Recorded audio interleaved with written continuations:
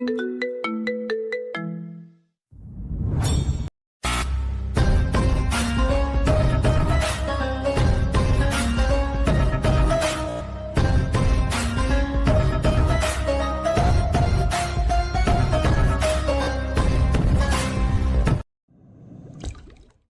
বন্ধুরা, এই গল্পের প্রথম সিজন আপলোড করা হয়েছিল। এখন চ্যাপ্টার 1 সহ সকল পর্ব আপলোড করা হলো। আপনারা যারা প্রথম সিজন শুনেছেন তারা কাট করে শুনে নেবেন, আর যারা নতুন সম্পূর্ণ গল্পটা দেখবেন। ভার্সিটির গেট দিয়ে প্রবেশ করছে একজন ছেলে। কাঁধে রয়েছে একটা ব্যাগ। গায়ের পোশাক আশাক ভার্সিটিতে থাকা বাকি ছেলে মেয়েদের তুলনায় অনেকটা নিম্নমানের। চুলগুলোর অবস্থাতেও নাই বললাম, তেলে চুপচুপ করছে। তবে এত কিছুর মধ্যে ছেলেটির মুখে লক্ষ্য করা যাচ্ছে এক অন্য রকমের আত্মবিশ্বাস। নিজের অবস্থা, নিজের পোশাক আশাক নিয়ে ভেতরে বিন্দুমাত্র সংকোচ বোধ মনে হয় না কাজ করছে তার। ছেলেটি ভার্সিটির ভিতরে প্রবেশ করার পর শুরুতেই যা দেখতে পেল তা হলো ক্যাম্পাসের একটি জায়গায় একটি স্টেজ করা হয়েছে। সেখানে ঘিরে অনেক ছেলে মেয়ে দাঁড়িয়ে রয়েছে। তবে প্রশ্ন হচ্ছে সেখানটাই হচ্ছেটা কি? আসলে আর কয়েকদিন পর ভার্সিটি ক্লাবের প্রেসিডেন্ট নির্বাচন করা হবে, তো সেই নিয়েই সেখানে কথাবার্তা হচ্ছে। তো চলুন আপনাদেরকে ছেলেটির পরিচয় দেওয়া যাক। ছেলেটির নাম হলো তন্ময় এবং সে প্রথম বর্ষের ছেলে। পোশাক আশাক দেখে মনে হচ্ছে দারিদ্র পরিবারের ছেলে, প্রথম বর্ষে পড়ে। তন্ময় ভার্সিটির ক্যাম্পাসের একটি ফাঁকা জায়গায় গিয়ে বসল। কাঁধ থেকে ব্যাগটা নামিয়ে সাইডে রেখে দিল। চারদিকটা চোখ বুলিয়ে দেখছে সে। নতুন জীবন, নতুন ক্যাম্পাস, সবকিছুই যেন তার কাছে নতুন লাগছে। আশেপাশে ছেলে মেয়েগুলোকে দেখে তার অন্যরকম লাগছে, কারণ তারা তার থেকে অনেকটাই গিয়ে। সে যেন এখনো পড়ে রয়েছে 90 থেকে 80-র দশকে, আর বাকিরা তার থেকে যেন কয়েকশো গুণ এগিয়ে গেছে। তন্ময় ফাঁকা জায়গাটিতে বসেছিল, তবে হঠাৎ সে লক্ষ্য করে যে কিছুটা দূরে একটা ছেলেদের গ্রুপ থেকে তাকে ইশারা করে ডাকতেছে। তন্ময় কিছুটা অবাক হয়, কারণ তাকে তো ভার্সিটির কেউ চেনে না, তাহলে ডাকছে কেন? ছেলেগুলোকে দেখে মনে হচ্ছে বকে যাওয়া ছেলে। তন্ময় আর অত কিছু না ভেবে তাদেরকে এগিয়ে যেতে থাকে। তন্ময় তাদের সামনে গিয়ে দাঁড়ায়। সেখান থেকে একজন বলে, ভার্সিটিতে কি নতুন নাকি? আজকে আমার প্রথম দিন। তো এগুলা কি ওরে এসেছিস? তোরে দেখে জোগাড় মনে হচ্ছে। এই কথা বলে সবাই হাসতে থাকে। এতক্ষণ ধরে সবাই কথা বললেও একজন ছেলে চুপ ছিল, তবে এবার সে নীরবতা ভেঙে কথা বলা শুরু করে। নাম কি তোর? তন্ময় আমার নাম। তন্ময় মাথা নিচু করে, শোন, তুই যেহেতু নতুন, তোকে কিছু বিষয় জানিয়ে রাখি। এখানে আমরা যা বলি তাই চলে, আমাদের উপর কেউ কোনো কথা বলে না, আর বললে পরবর্তীতে সে আর কথা বলার মতো অবস্থায় থাকে না। এখানে সবাই বড়লোক বাবার সন্তান, সো সবসময় এরকম মাথা নিচু করে থাকবি। যা বলবো সব মেনে চলবি, বুঝেছিস? ঠিক আছে। তন্ময় বেশি কথা না বাড়িয়ে ওদের সব কথা মেনে নেয়, আর হয়তো সে চায়ও না কোনো ঝামেলায় জড়াতে। ঠিক আছে, এখন চলে যা। তন্ময় সেখান থেকে চলে গিয়ে আবার ক্যাম্পাসের ফাঁকা একটা জায়গাতে গিয়ে বসে, কারণ ক্লাস শুরু হতে এখনো অনেক দেরি।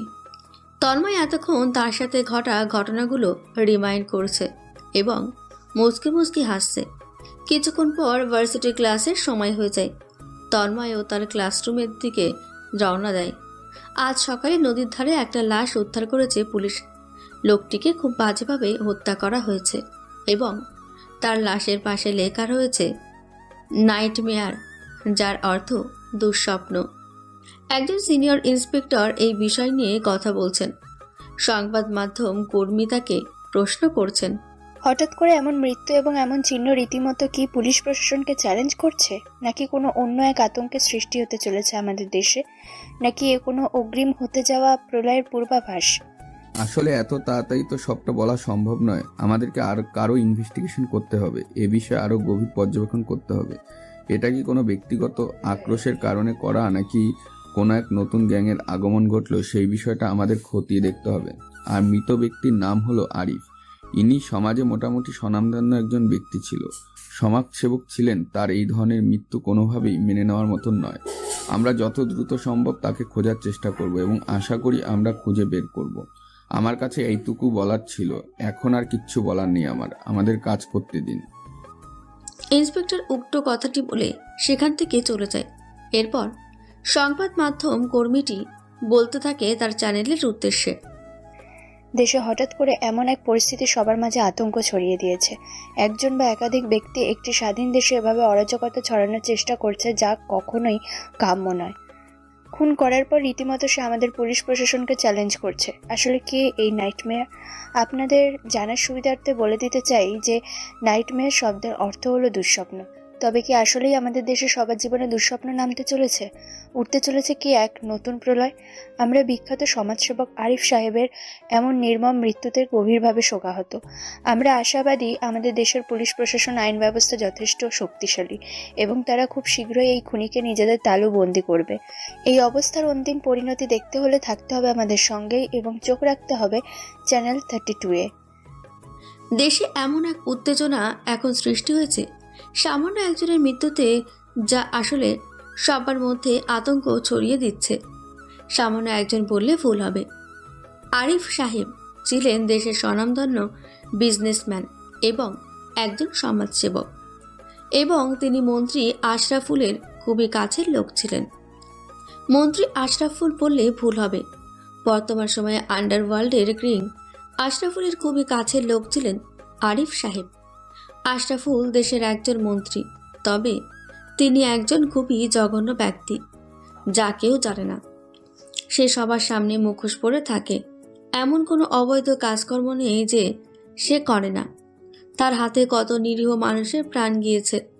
দেশের কত মূল্যবান সম্পদ বাইরের দেশে পাচার হয়েছে, কিন্তু সমাজের চোখে সে তারপর একজন সমাজসেবক হিসেবেই রয়ে গেছে।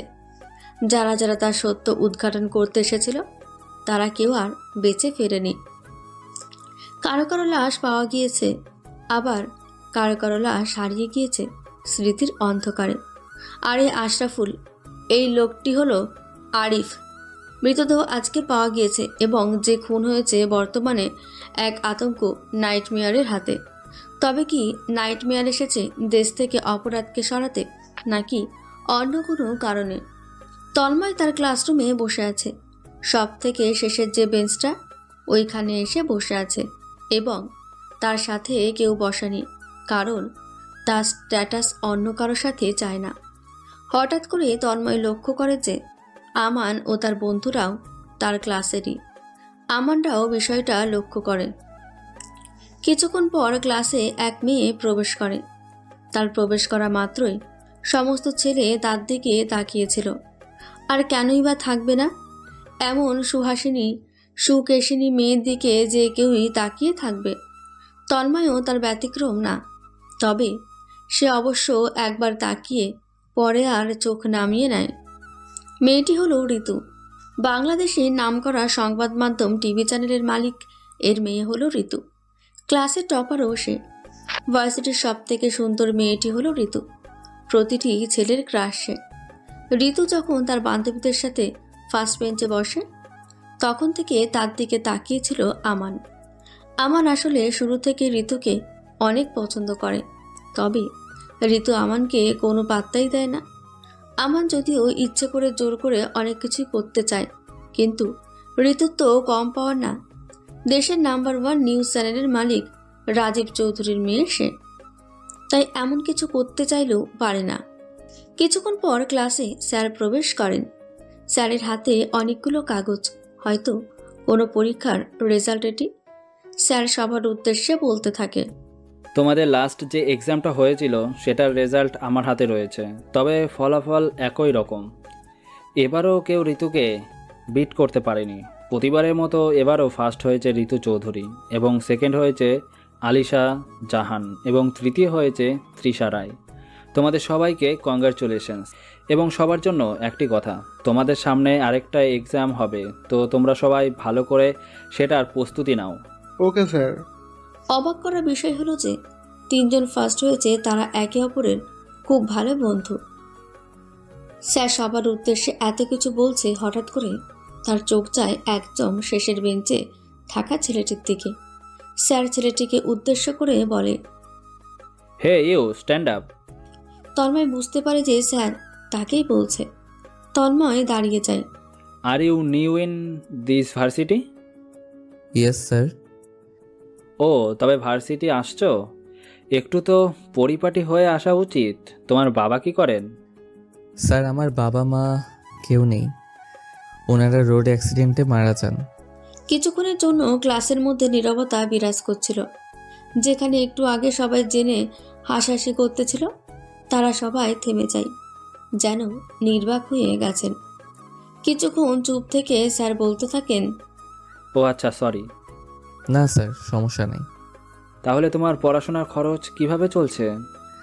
আসলে স্যার আমি কয়েকটা টিউশনি করি, তা দিয়েই চলছে।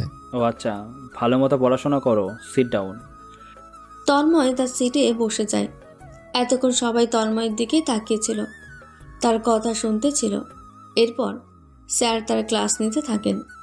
ক্লাসের শেষ পর্যায়ে পৌঁছে স্যার বলেন, তোমরা সবাই সাবধানে থাইকো। দেশে হঠাৎ করে এক আতঙ্কের সৃষ্টি হয়েছে। দেশের একজন স্বনামধন্য বিজনেসম্যান এবং সমাজ সেবক আরিফ সাহেবকে কোনো এক অপরাধ গোষ্ঠী হত্যা করেছে। শুধু তাই নয়, এবং তার লাশের পাশে সে তার নামও লিখে দিয়ে গিয়েছে। তবে তার একটি ছদ্মনাম। নামটি হলো নাইটমেয়ার, যার অর্থ দুঃস্বপ্ন। সে তার অস্তিত্বের জানান দিতে চাচ্ছে। এক কথায় সে চ্যালেঞ্জ ছুড়ে দিয়েছে আমাদের আইন ব্যবস্থার দিকে। এখন দেখার বিষয় আমাদের পুলিশ প্রশাসন কতদূর কী করতে পারে। অনেকক্ষণ পর ঋতু কথা বলে এবং বলতে থাকে, স্যার, আমিও শুনেছি এই বিষয়ে। ভার্সিটি আসার আগে খুব নির্মমভাবে আরিফ চৌধুরীকে মারা হয়েছে। সব থেকে আতঙ্কের বিষয় যে অপরাধী খুন করার পর নিজের একটা প্রমাণ রেখে যাচ্ছে। এর মানে হতেই পারে যে ভবিষ্যতে আরো অনেকে হয়তো তারাতে মারা যেতে চলেছে। হ্যাঁ, তুমি ঠিক বলেছ ঋতু। স্যার তার ক্লাস করিয়ে ক্লাসরুম ত্যাগ করে।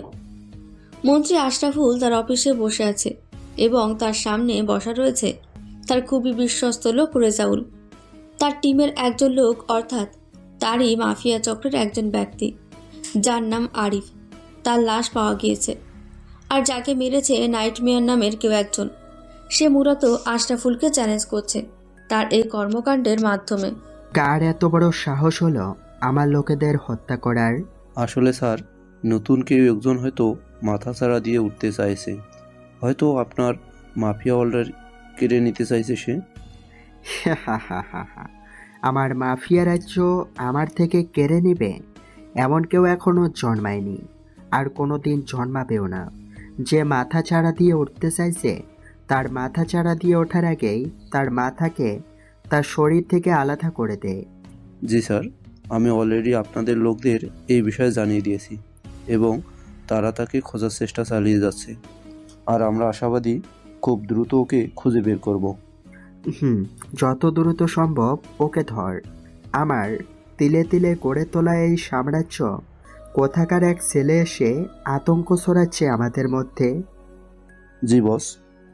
এই কথা বলে আশরাফুল বেরিয়ে যায় তার একটু সমাবেশে।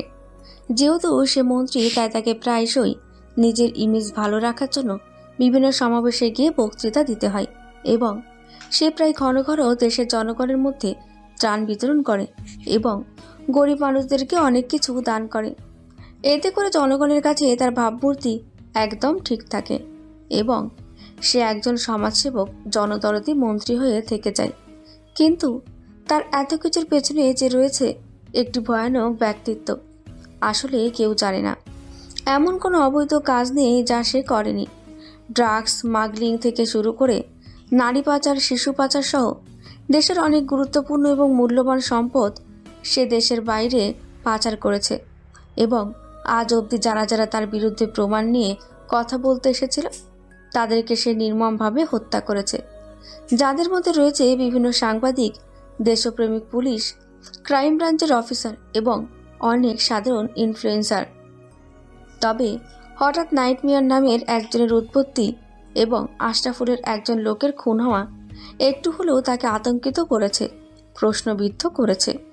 তবে নাইটমেয়ার কি আশরাফুলের বিরুদ্ধে কাজ করার জন্য এসেছে, নাকি অন্য কোনো কারণে এসেছে, নাকি সেও কোনো এক ভয়ঙ্কর অপরাধী এক নতুন অপরাধ জগতের সৃষ্টি করতে চলেছে।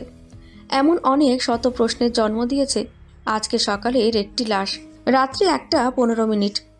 রাস্তা দিয়ে গাড়ি চালিয়ে বাড়িতে ফিরছে ইন্সপেক্টর আকিব। একজন পুলিশ সদস্য হলেও সে আসলে মন্ত্রী আশরাফুলের একজন সহকারী। আকিব মূলত আশরাফুলের সকল কাজকর্মের একটা ভালো মাধ্যম, আর তার হাতে অনেক নিরপরাধ মানুষের প্রাণ গিয়েছে। আর এর কারণ সে টাকার কাছে হেরে গিয়েছে। সে মন্ত্রী আশরাফুলের টাকার লোভে পড়ে আজকে এই জায়গায় পৌঁছেছে।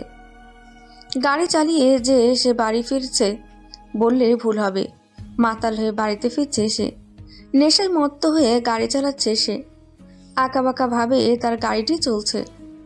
হঠাৎ একটি জঙ্গলের রাস্তা পড়ে তার সামনে এবং সে চুপচাপ গাড়ি চালিয়ে যেতে থাকে এর মধ্যে দিয়ে।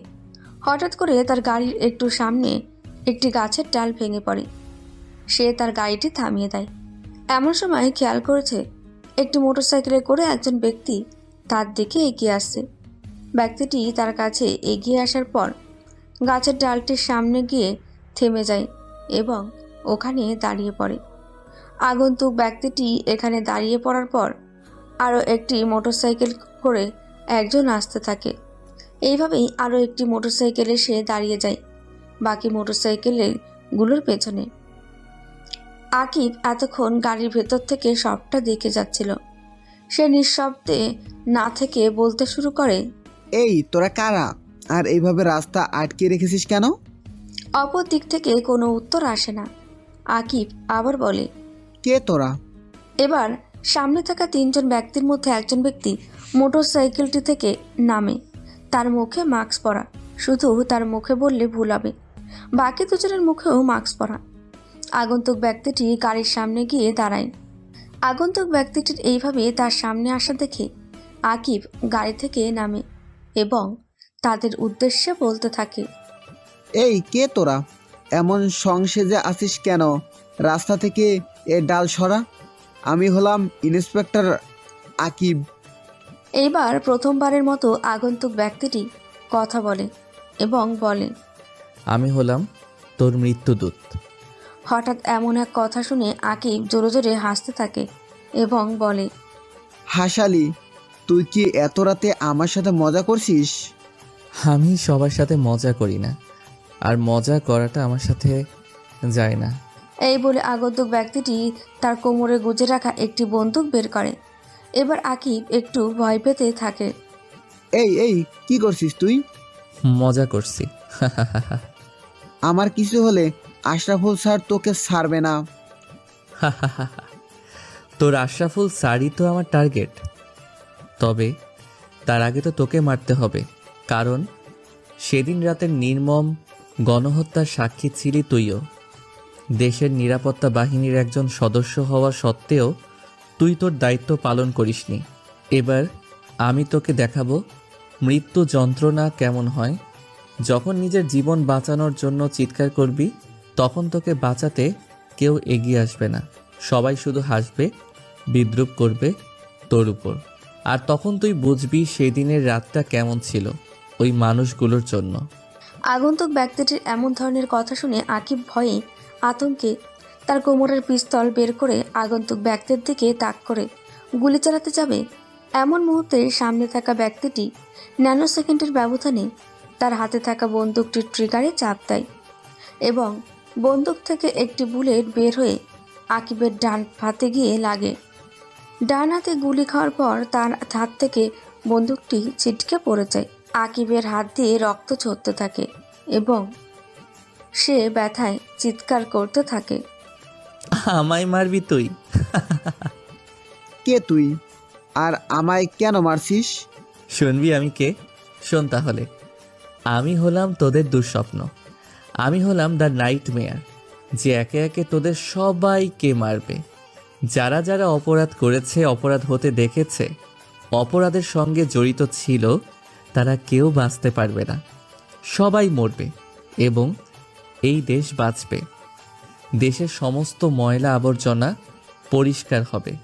আরিফকে তো মেরেছি, খুব সমাজসেবক হয়ে গেছিল, কিন্তু মুখোশের আড়ালের থেকে তার সেই জঘন্য কাজগুলো তাকে মৃত্যুর দিকে ঠেলে দিয়েছে।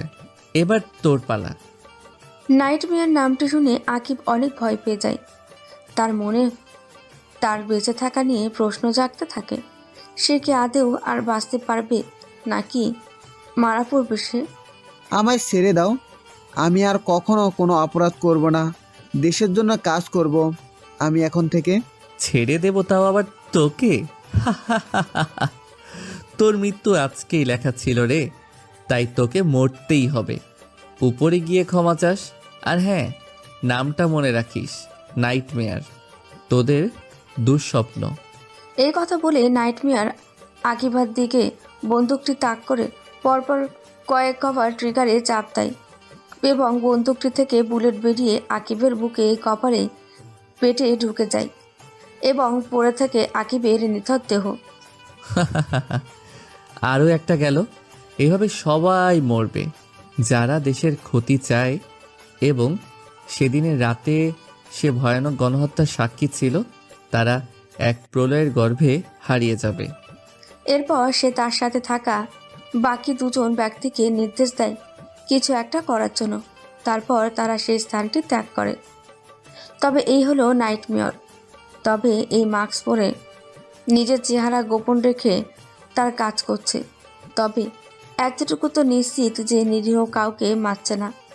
এই শুধু অপরাধ যারা করে বা যার সঙ্গে অপরাধ জড়িত তাদেরকেই মারছে। এর মূল টার্গেট হলো মন্ত্রী আশরাফুল, অর্থাৎ মাফিয়া ওয়ার্ল্ডকে ভুল পথে চালিত করা একজন ব্যক্তি। পরদিন সকালে ঢাকা শহরে সকালে শুরুটা হয় আতঙ্ক দিয়ে, কারণ আরও একটি লাশ পুলিশ উদ্ধার করেছে। আর এবারের লাশটি হলো একজন পুলিশ সদস্যের। তার নাম হলো আকিব এবং উনি একজন সিনিয়র ইন্সপেক্টর। একজন পুলিশের মৃত্যু সারা দেশে আতঙ্ক সহ পুলিশ সদস্যদের মনের ভেতরেও একটু ভয় সৃষ্টি করতে পারে। এবার লাশের পাশে লেখা হয়েছে নাইটমেয়ার, তোদের দুঃস্বপ্ন, যার অর্থ আগেরবারের থেকেও অনেক ভয়ঙ্কর কিছু বোঝায়। এক সংবাদ মাধ্যম চ্যানেলে একটি খবর প্রচার হচ্ছে। খবরটা ছিল কিছুটা এরকম: আরও একবার আরও একটি খুন, তবে এবার খুন হয়েছে একজন পুলিশ সদস্য এবং তিনি উচ্চপদস্থ একজন পুলিশ কর্মকর্তা। দেশে কি এবার তাহলে এক অরাজকতা সৃষ্টি হতে চলেছে, যেখানে যারা আমাদের রক্ষক তারাই এই সিরিয়াল কিলারের হাতে মারা পড়ছে? তবে সেখানে আমরা কতটা নিরাপদ, এমন প্রশ্ন তো আমাদের মনে জাগতেই পারে। আমাদের প্রশাসনের উচিত আরও কঠোরভাবে এই বিষয়টি পরিলক্ষিত করা। তন্ময় ভার্সিটিতে প্রবেশ করছে, তবে গতদিনের তুলনায় আজকে তার পোশাক আশাক একটু উন্নত, চুলগুলো পরিপাটি করা। আজকে তাকে অতটাও খেত লাগছে না। তন্ময় কিছু একটা ভাবতে ভাবতে ভার্সিটির ভিতরে প্রবেশ করতেছিল। এমন সময় সে হঠাৎ করে একটি মেয়ের সাথে ধাক্কা খায়। মেয়েটির হাতে কিছু বই ছিল, সেগুলো মাটিতে পড়ে যায়। সরি, আমি আসলে দেখতে পাইনি। তন্ময় এতক্ষণ ঠিক করে মেয়েটিকে লক্ষ্য করেনি, তবে এখন সে মেয়েটির মুখের দিকে তাকায় এবং এ হলো ঋতু। রাস্তাঘাটে দেখে চলতে হয়, বুঝলা? মাথা নিচু করে হাঁটো কেন? এই কথা বলে ঋতু বইগুলো তুলতে থাকে। তন্ময় চুপচাপ দাঁড়িয়ে তা দেখতেছিল। তন্ময়কে উদ্দেশ্য করে ঋতু বলে, আজব তো তুমি, তোমার জন্য আমার বইগুলো পড়ে গেল, তুলতে তো হেল্প করতে পারো নাকি? তন্ময়ের যেন কোনো একটা সম্মান কেটে গেল। সেও ঋতুকে বইগুলো তুলতে হেল্প করে। বইগুলো নিয়ে ঋতু সেখান থেকে চলে যায় এবং যাওয়ার আগে তন্ময়কে উদ্দেশ্য করে বলে যায়, এখন থেকে চলার আগে মাথা সোজা করে রেখে চলবা, বুঝেছো? এই বলে ঋতু সেখান থেকে চলে যায়। তন্ময় হাবার মতো দাঁড়িয়ে থাকে। ও হয়তো ভেবেছিল ঋতু তাকে হয়তো আরও বাজেভাবে অপমান করবে, কিন্তু তেমনটা কিছুই ঘটেনি। তন্ময় যথারীতি ক্যাম্পাসের ফাঁকা একটি জায়গাতে গিয়ে বসে এবং কাঁধ থেকে ব্যাগটা নামিয়ে সাইডে রাখে। সে মনে মনে ভাবতে থাকে, পৃথিবীতে আমাদের আসার উদ্দেশ্য কি? কেনই বা আমরা পৃথিবীতে আসি? আর আমরা পৃথিবীতে এসে ক্ষমতা, অর্থ এগুলো নিয়ে পড়ে থাকি, কিন্তু সব কিছুই যে একদিন না একদিন প্রলয়ের গর্ভে হারিয়ে যাবে। আর এই সত্যটা তাও আমরা জানি। তারপরও কেউ কেউ সত্যটাকে মানতে চায় না। কেউ কেউ আবার এমন ধরনের কিছু কাজের সঙ্গে যুক্ত হয়ে যায় যা তাদের কখনো করা উচিত নয়। এতটা জঘন্যতম কাজ, অবৈধ কাজ তারা করতে শুরু করে কিছু টাকার লোভে। নিরপরাধ মানুষগুলো তাদের হাতে মারা পড়ে যায়।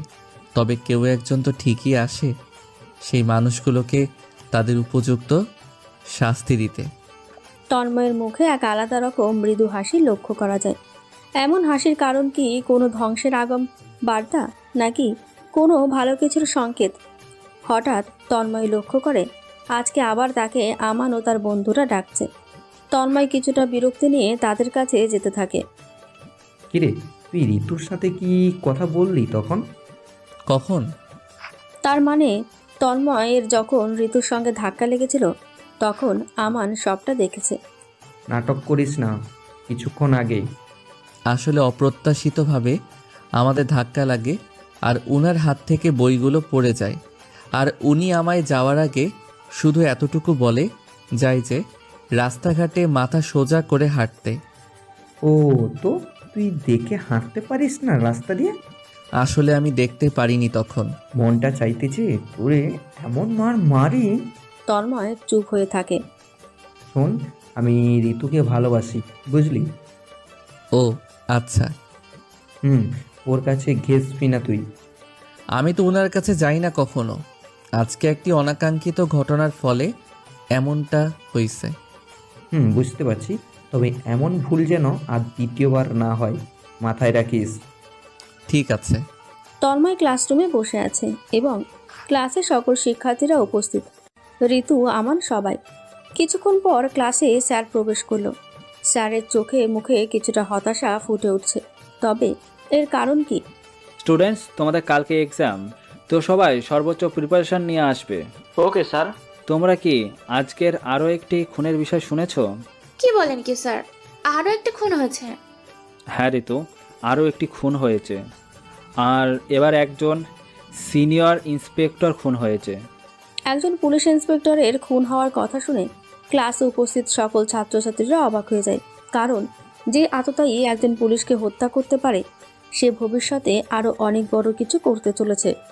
একে যত দ্রুত সম্ভব থামতে হবে, নইলে দেশের মানুষ কেউ শান্তিতে থাকতে পারবে না। হ্যাঁ, আপনি ঠিক বলেছেন। আমাদের সরকারের উচিত তার বিরুদ্ধে কঠোর স্টেপ নেওয়া। তোমরা সবাই কালকের পরীক্ষার জন্য প্রস্তুতি নিয়ে আসিও। উক্ত কথাটি বলে স্যার তার ক্লাস শুরু করেন এবং দেখতে দেখতে তার ক্লাস টাইম শেষও হয়ে যায়। তারপর সে ক্লাসরুমটি ত্যাগ করেন। তারপর সবাই ক্লাসরুম থেকে বের হয়ে ক্যাম্পাসে বসে যে যার মতো আড্ডা দিতে থাকে। তন্ময়ও তার ব্যতিক্রম না। তন্ময় ভার্সিটির ক্যাম্পাসে বসে আছে এবং কিছুটা দূরে ঋতু এবং তার বান্ধবীরা বসে আছে। কোত্থেকে হঠাৎ করে যেন ভার্সিটির সবাই একরকম আতঙ্কিত হয়ে ভেতরে ঢুকতে শুরু করলো। তবে এর কারণ কি? এর কারণ হলো নয়ন। মন্ত্রী আশরাফুলের খুবই কাছের লোক এই নয়ন। ঢাকা শহরে মন্ত্রীর হয়ে চাঁদাবাজি ওই করে। সবাই তাকে অনেক ভয় পায়, কারণ তার যখন যাকে মন চায় তুলে নিয়ে যায়। আর সব থেকে খারাপ দিকটি হলো তার মেয়ের নেশা। মেয়েদেরকে একটুও সম্মান দেয় না সে। নয়নও তার কিছু ছেলেপেলে মোটরসাইকেল নিয়ে ভার্সিটির ভিতরে প্রবেশ করে। তাদেরকে বাধা দেওয়ার মতো কেউ নেই। তাদের দেখে সমস্ত মেয়েরা ভার্সিটির ভেতরে ঢুকতে শুরু করে। তবে ঋতুর ভাবমূর্তি দেখে বোঝা যায় সে তার ভয়ে ভেতরে না যেতে চাইলেও তার বান্ধবীদের জড়াজড়িতে বাধ্য হয়। তবে ভেতরে ঢোকার কিছু আগ মুহূর্তে নয়ন তার মোটরসাইকেলটি নিয়ে গিয়ে ঋতুর সামনে দাঁড় করে। কি গো সুন্দরী, কি ভাবলে? ঋতু চুপচাপ, কোনো কথাই বলছে না। তোমায় যে বললাম ভালোই ভালোই আমার প্রস্তাবে রাজি হয়ে যাও, নয়তো আমি যদি জোর খাটাই তাহলে সমস্যা হয়ে যাবে। কি করবি তোর? হ্যাঁ, তোর কপাল ভালো আমি এখন আমার বাবাকে কিচ্ছু বলিনি, তুই আর এখানে দাঁড়িয়ে থাকতি না। তাই নাকি? তা বলো না তোমার বাবাকে, দেখি আমার কি ছিড়তে পারে। ঋতু আর কিছুই বলে না, কারণ সে জানে এখন ওকে কিছু বলে আর কোনো লাভ নেই। ভার্সিটির ভিতরে যাওয়ার জন্য পা বাড়ায়। তবে পেছন থেকে নয়ন ঋতুর ডান হাতটি শক্ত করে চেপে ধরে। এমন আকস্মিক ঘটনায় ঋতু অনেক অবাক হয়। তার মনে এখন হালকা হালকা ভয় ছড়িয়ে পড়তে থাকে। দূর থেকে ক্যাম্পাসের একটি ফাঁকা জায়গায় বসে এই সমস্ত ঘটনা একজন খুবই মনোযোগ দিয়ে দেখছে, আর সে হলো তন্ময়। সেই ছোট থেকে মেয়েদেরকে অনেক সম্মান করে, কারণ তারা মায়ের চাঁদ।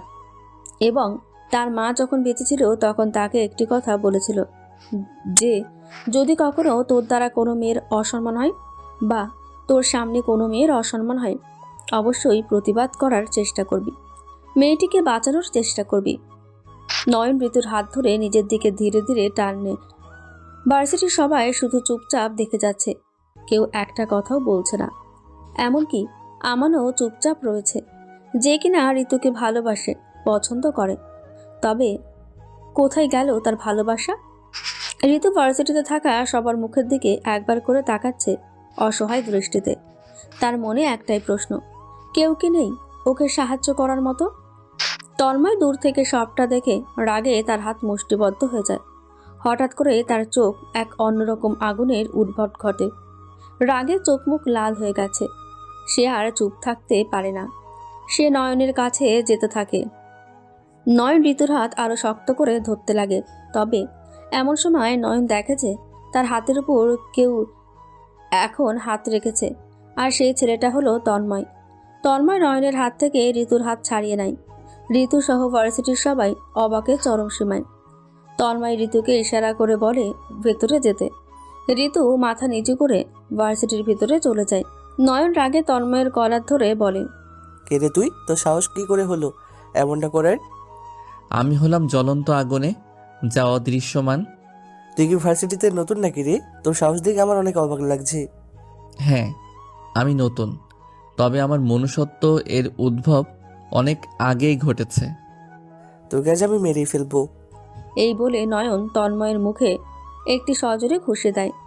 তন্ময়ের ঠোঁট ফেটে রক্ত পড়তে থাকে। ঋতু ভার্সিটির ভিতরে প্রবেশ করার সাথে সাথেই তার বাবাকে ফোন করে, কারণ সে জানে এখন তন্ময়ের সাথে খারাপ কিছু হতে চলেছে এবং তার বাবা সঙ্গে সঙ্গে ভার্সিটিতে পুলিশ পাঠিয়ে দেয়। নয়ন ও তার লোকজন মিলে যখন তন্ময়কে আবার মারতে যাবে, ঠিক তখনই ভার্সিটির মধ্যে 2 গাড়ি পুলিশ ঢোকে। পুলিশের গাড়ি দেখে নয়ন ও নয়নের লোকজন কিছুটা অবাক হয়।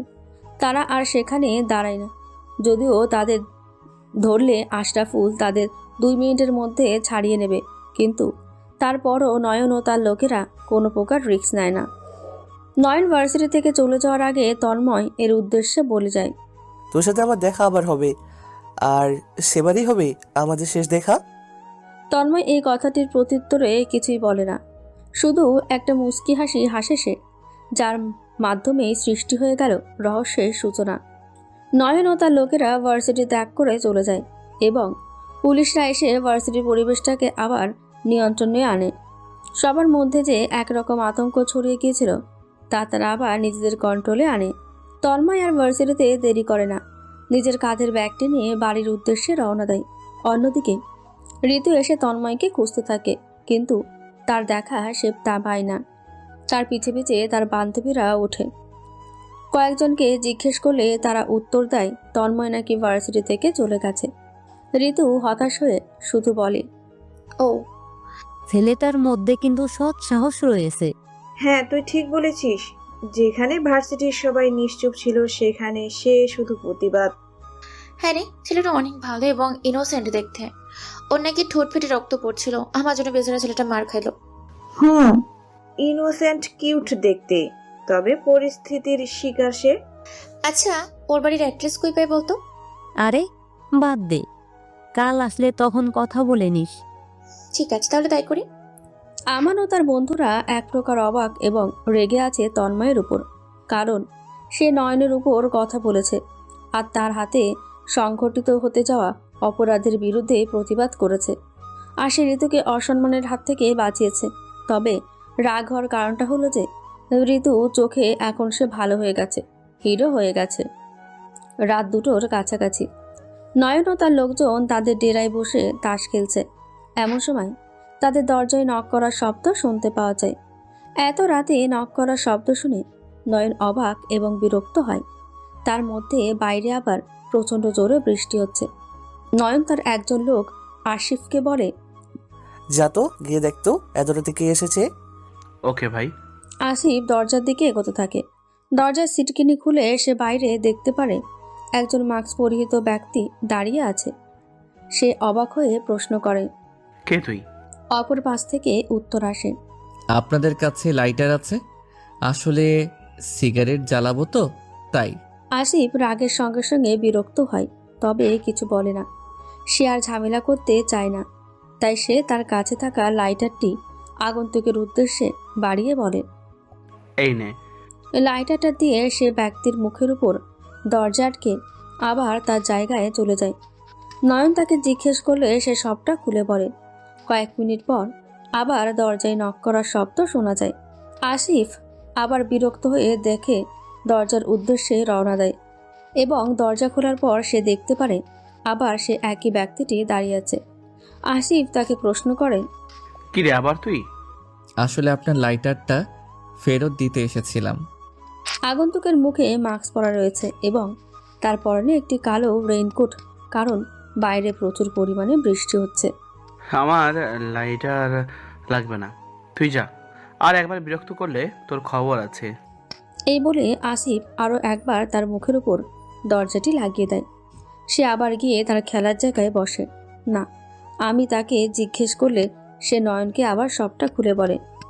নয়ন বিষয়টা খুব একটা মাথায় নেয় না, পাগল মনে করে আবার তার খেলায় মনোযোগ দেয়। কিছুক্ষণ পর দরজায় আবার নক করার শব্দ শুনতে পাওয়া যায়। আর এবার আসিফ রাগে তার বন্দুকটা নিয়ে দরজা খুলতে যায় এবং সে দরজাটি খুলে দেখতে পারে আবার সেই একই ব্যক্তি দাঁড়িয়ে আছে। সে কোনো কিছু না বলে বন্দুকটি আগন্তুকের দিকে তাক করে এবং যেই সে ট্রিগারে চাপ দিতে যাবে এমন সময় আগন্তুকটি একটি বন্দুক বের করে আসিফের বুক বরাবর গুলি চালিয়ে দেয়।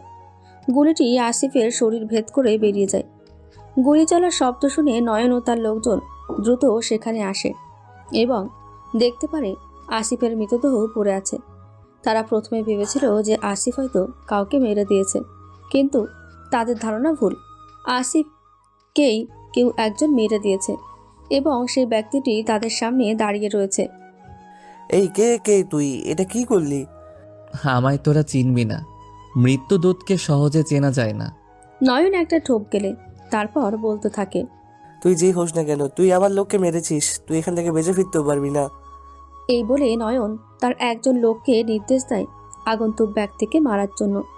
নয়নের কথা মতো লোকটি তার দিকে এগিয়ে যেতে থাকে, কিন্তু লোকটি যেই আগন্তুক ব্যক্তিটির কাছে যেতে থাকে অমন সময় আগন্তুক লোকটি তার পায়ে গুঁজে রাখা একটি ছুরি বের করে লোকটির কপালে ঢুকিয়ে দেয়। এভাবেই একে একে নয়নের সমস্ত লোক মারা পড়তে থাকে। নয়ন এবার প্রচণ্ড ভয় পেতে থাকে, কে এই লোক একাই সবাইকে মেরে দিচ্ছে। কে তুই? আগন্তুক ব্যক্তিটি হাসতে থাকে, কোনো জবাব দেয় না। কে তুই বল? আমি হলাম নাইটমেয়ার, তোদের দুঃস্বপ্ন। নাইটমেয়ার নামটি শুনে এবার নয়ন আরও বেশি ভয়ভীত হয়ে যায়। সে বুঝতে পেরেছে আজ হয়তো মৃত্যু তার খুবই সন্নিকটে। নয়ন নিজেকে বাঁচানোর জন্য সব চেষ্টাই করতে থাকে।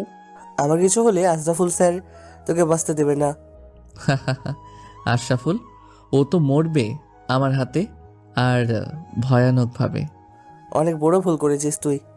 আমি কোনো ভুল করছি না। মেয়েদেরকে সম্মান করতে শেখো। যতবার যারা মেয়েদের সম্মান নষ্ট করেছে, নষ্ট করার চেষ্টা করেছে, তারা সবাই শাস্তি পেয়েছে, আর তুইও বাদ যাবি না। আমাকে এবারের মতো ছাড় দাও, আমি আর এমন ভুল কখনো করব না। তোকে ছাড়া যাবে না। টাটা। নয়ন নিজেকে বাঁচানোর জন্য সব চেষ্টায় করতে প্রস্তুত। নাইটমেয়ারের এমন এক কথা শুনে নয়ন কি করবে না করবে বুঝতে না পেরে তার বন্দুকটি তার দিকে তাক করে। তবে সে গুলি চালানোর আগে নাইটমেয়ার তার হাতে থাকা বন্দুকটির ট্রিগারে চাপ দেয় এবং একটি বুলেট পেরিয়ে নয়নের কপালে ঢুকে যায়। পড়ে থাকে তার নিথর দেহ। আরও একটি প্রাণ গেল নাইটমেয়ারের হাতে।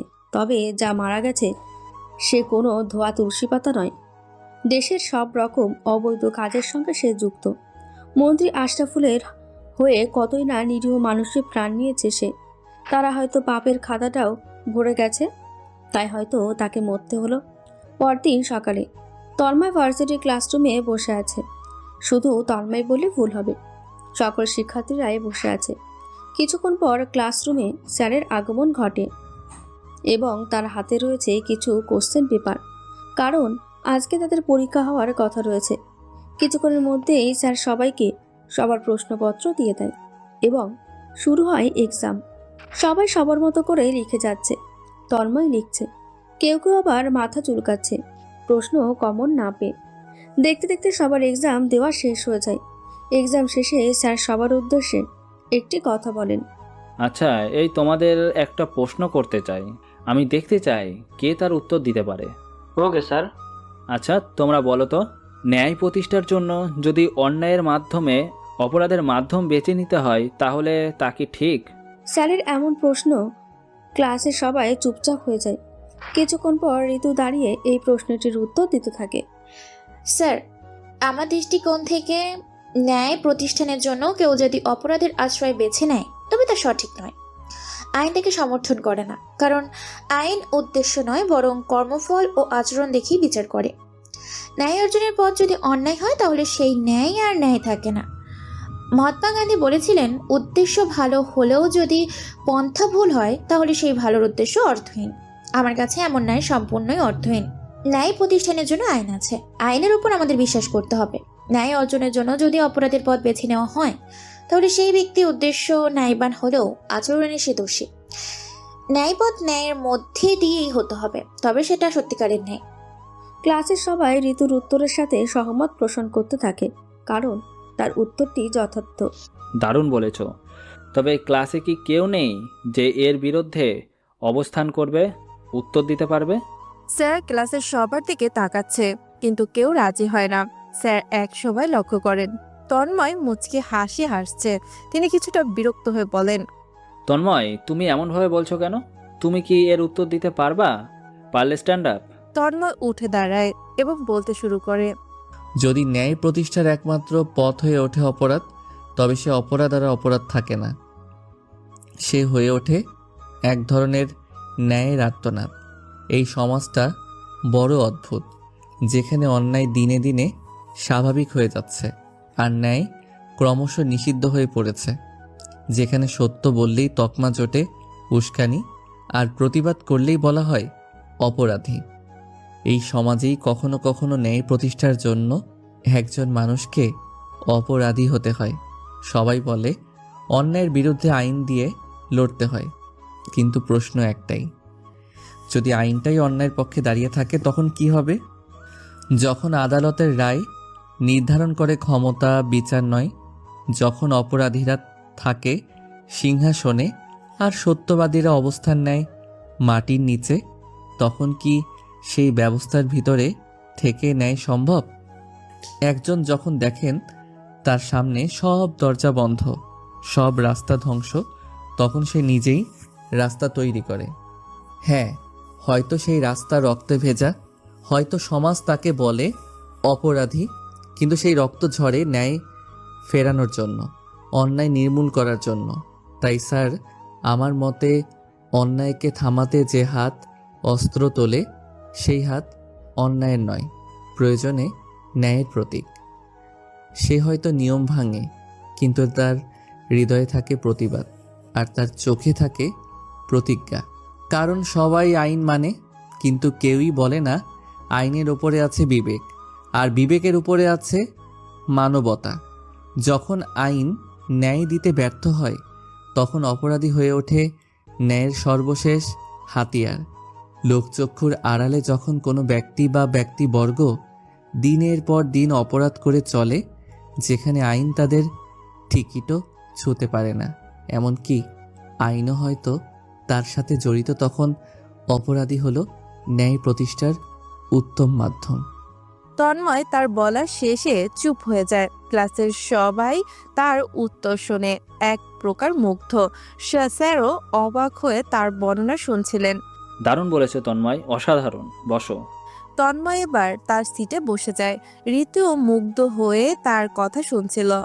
আসলে এই মুগ্ধ হওয়ার মতোই কথা যে সে বলেছে। স্যার ক্লাসরুম পরিত্যাগ করে চলে যান এবং যে যার মতো আড্ডা দিতে ভার্সিটির ক্যাম্পাসের দিকে রওনা দেয়। তবে তন্ময় এবার ক্যাম্পাসে যায়নি, সে গিয়েছে লাইব্রেরিতে। ঋতু তন্ময়কে খুঁজতে থাকে, কিন্তু পায় না। কালকের জন্য অন্তত একটা ধন্যবাদ দেওয়া তার উচিত। ঋতু তাকে খুঁজেই যাচ্ছে। একটা সময় তার কোনো এক ফ্রেন্ডদের থেকে সে জানতে পারে তন্ময় নাকি লাইব্রেরিতে আছে, তাই সে সময় নষ্ট না করে লাইব্রেরির উদ্দেশ্যে রওনা দেয়। ভার্সিটির লাইব্রেরি প্রায় ফাঁকা। তন্ময় এক কোণায় বসে পড়েছে, তার সামনে খোলা একটা পুরনো বই, রাষ্ট্রবিজ্ঞান ও গোপন রাজনীতি। চোখে গভীর মনোযোগ, কিন্তু মাঝে মাঝে চুপি চুপি সামনে রাখা ফোনে কোনো কিছুর রেকর্ডিং শুনছে নিচু ভলিউমে, যেন কেউ টের না পায়।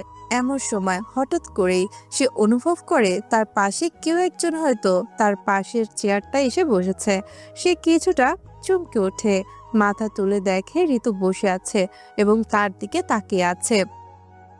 কালকের জন্য তোমাকে অনেক ধন্যবাদ তন্ময়। কিন্তু কেন? ওই তো, যেখানে কেউ আমাকে সাহায্যের জন্য এগোয়নি, তখন সেখানে তুমি আমাকে বাঁচিয়েছো, প্রতিবাদ করেছো। আমি তোমার প্রতি কৃতজ্ঞ। ও আচ্ছা, তবে ওখানে যে কোনো মেয়ে থাকলে আমি প্রতিবাদ করতাম, কারণ সমাজের মেয়েদের সুরক্ষা দেওয়া আমাদের ছেলেদেরই দায়িত্ব। তুমি খুব সুন্দর করে কথা বলো তো। আপনার কথা শোনার শক্তিটা সুন্দর, তাই আমার কথা আপনার সুন্দর লাগছে। ঋতু অবাক হয়ে যায় ছেলেটার এমন রহস্য ভাব নিয়ে কথা বলা দেখে, কারণ তার সাথে কোনো ছেলে এমন গম্ভীরভাবে কখনো কথা বলেনি। তুমি খুব চুপচাপ থাকো সবসময়, কারোর সাথে কথা বলো না।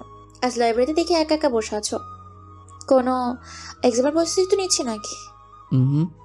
এখন সামনে কোনো এক্সাম নেই, তবে জীবনের খুব বড় একটু পরীক্ষা আছে। ও আচ্ছা। ঋতু কিছুটা অবাক হয়ে বলে, তুমি আজ স্যারের প্রশ্নের উত্তর যেমন করে কথা দিয়েছো, জানো, জাস্ট অসাধারণ হয়েছে। সেভাবে তুমি আমার যুক্তিগুলোকে খণ্ডন করেছো। সত্যি তুমি প্রশংসার যোগ্য। তোমার সৃজনশীল ক্ষমতা অসাধারণ। ধন্যবাদ আপনাকে। আমি শুধু আমার দৃষ্টিকোণ থেকে উত্তরটা দিয়েছি, আর আমি মনে করি যে একজন ভয়ঙ্কর অপরাধীকে চত্বরে নির্মূল করতে যদি কাউকে নিজের গায়ে অপরাধের তকমা গায়ে লাগাতে হয়, তাহলে তাও উত্তম।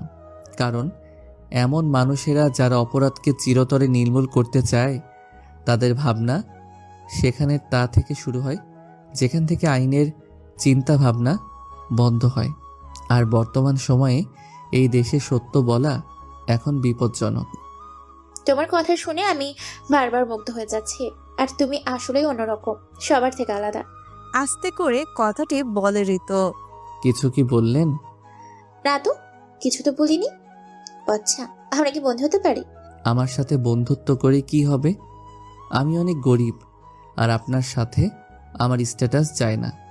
আপনি আমার থেকে গুণে, দক্ষতায়, পড়াশোনায় অনেক উপরে। আরে শোনো, বন্ধু হতে চাইছি, গার্লফ্রেন্ড না যে এত কথা বলছো। আমি তো তা বলিনি। তোমার কথা শুনে তাই মনে হচ্ছে। আরে না। আর শোনো, বন্ধুদের মধ্যে কে বড় লোক কে গরিব সেই বিষয়টা কখনো আসে না, যদি না তারা সত্যিকারের বন্ধু না হয়। তা ঠিক, কিন্তু কোনো কিন্তু না, হবে কিনা এটা বলো। এক মুহূর্ত নীরবতা। আচ্ছা হলাম। ঋতু তন্ময়ের মুখে এমন উত্তর শুনে অনেক খুশি হয়। সে বলে, আচ্ছা, তুমি তো নাইটম্যারে এর কথা শুনেছো। তন্ময়ের চোখে এক ঝলক খেলা করে, কিন্তু মুখে কিছু প্রকাশ পায় না। হ্যাঁ, শুনেছি। আসলে এই ব্যক্তিটা নিরীহ ব্যক্তিদের কেন মেরে চলেছে? এমন সময় ঋতুরও ফোনে একটি কল আসে। ঋতু ফোনে কথা বলে অবাক, কিন্তু বিস্ময়ের চরম সীমায় পৌঁছে যায় না। জানো তন্ময়, কি হয়েছে? নয়নের মৃতদেহ পাওয়া গিয়েছে, আর একেও খুন করেছে নাইট মেরার। পাশে লেখা ছিল, নারীদেরকে সম্মান করতে শিখুন। কি বলেন? আমি ঠিকই বলছি। তবে কি এই নাইট মেয়ার ও শুধু অপরাধীদেরই মারছে? কারণ নয়ন তো অপরাধী ছিল, মেয়েদের সাথে অনেক খারাপ ব্যবহার করতো, যেমনটা গতকাল আমার সাথে করেছিল। তবে কি এ আসলে অপরাধের মাধ্যম ন্যায় প্রতিষ্ঠা করতে চাচ্ছে? যদি তাই হয়, তবে বাকি যে দুজনকে মেরেছে তাদের কি দোষ ছিল? এমনকি তাদের মধ্যে একজন পুলিশ অফিসারও ছিল। হতে পারে তারা মুখোশের আড়ালে থেকে কাজ করেছে, যা আপনি আমি কেউ জানতাম না। ঠিক বলছো তো তুমি, আমার ভয় করছে। বা আমাদেরকে জানতে দেওয়া হয়নি। আপনার কথা মতো আপনি যদি কোনো অপরাধ করে থাকেন, তাহলে আপনার ভয় পাওয়াটা স্বাভাবিক। তাহলে কি বলতে চাচ্ছ, ও কি অপরাধী নয়? আমি বলিনি সে ভালো। বলেছি কেউ কেউ ন্যায়ের মুখোশ পরে অন্যায় করে, আর কেউ কেউ অন্যায়ের মুখোশ ছিঁড়ে ন্যায়ের চিহ্ন রেখে যায়। তুমি দারুণ বলো, ভালো কথা বলো। কোনো বিষয় বর্ণনা করতে পারো খুব সুন্দরভাবে। ধন্যবাদ আপনাকে। আমি তখন থেকেই লক্ষ্য করছি তুমি আমাকে আপনি করে বোঝো। আরে আমরা তো একই ক্লাসমেট এবং সব থেকে বড় বিষয় আমরা ফ্রেন্ড। আর ফ্রেন্ডশিপে আপনি চলে না, হয় তুমি নয়তো তুই। আর আমার এইভাবে শুনতে অস্বস্তি লাগছে। আপনি তো ঠিক আছে, আপনাকে এক প্রকার সম্মান দেওয়া হচ্ছে। আবার আমার সম্মান লাগবে না। তুমি আমাকে তুমি করে বলবে, নয়তো তুই বুঝেছো? বুঝলাম, তবে একটু সময় লাগবে। আচ্ছা সময় নিলাম, তবে সময়সীমা খুবই সীমিত। যা করব খুবই তাড়াতাড়ি, মানে আজকের দিনটাই তোমার সময়, বুঝলে? এত কম সময়? আচ্ছা ঠিক আছে। আচ্ছা আজকে থাকো, পরে কথা হবে, আমার এখন যেতে হবে। ঠিক আছে, যান। ঋতু চলে যায়, কিন্তু দরজা থেকে একবার ফিরে তাকায় তন্ময়ের দিকে। তন্ময় তাকায় না, তবে চোখে এক ধরনের অভিমান আর অভ্যস্ততা মিশে থাকে। ঋতু কিছুটা হতাশে লাইব্রেরিতে ত্যাগ করে চলে যায়। এর কিছুক্ষণ পর তন্ময় ও সেখান থেকে চলে যায়। নয়নের লাশ পাওয়া গিয়েছে আজ। পুলিশ আজকে কিছুক্ষণ আগে নয়নের মৃতদেহটি উদ্ধার করে এবং এবারের ফোনটিও যে করেছে সে একই ব্যক্তি। মারার পদ্ধতি একই রকম এবং তারপরে প্রমাণ ছেড়ে যাওয়ার অভ্যাসটাও একই রকম। তবে এবার নামের পাশাপাশি আরেকটি নতুন বাক্য যুক্ত হয়েছে, আর তা হলো নারীদেরকে সম্মান করুন। হয়তো এর মানেটা সবাই বুঝতে পারছে। নয়ন হয়তো মেয়েদের সঙ্গে খারাপ ব্যবহার করত, যা তার মৃত্যুর কারণ হয়ে দাঁড়িয়েছে। এর মানে দাঁড়াচ্ছে নাইট মেয়েরা যাকে খুন করেছে সে কোনো না কোনো ভাবে অপরাধের সঙ্গে যুক্ত রয়েছে। তবে সাধারণ মানুষ তো অত কথা বুঝতে পারবে না। তারা সবাই আতঙ্কে রয়েছে। তাদের মনে হয় যে এই আত্মীয়তা তাদের কেউ মারতে পারে। তাই তারা দিনরাত প্রশাসনের কাছে একটি আর্জি জানাচ্ছে, যত দ্রুত সম্ভব একে খুঁজে বের করা হোক এবং কঠিন থেকে কঠিন শাস্তি দেওয়া হোক। গভীর রাতে মন্ত্রী আশরাফুল তার একটি গোপন আস্তানায় বসে রয়েছে।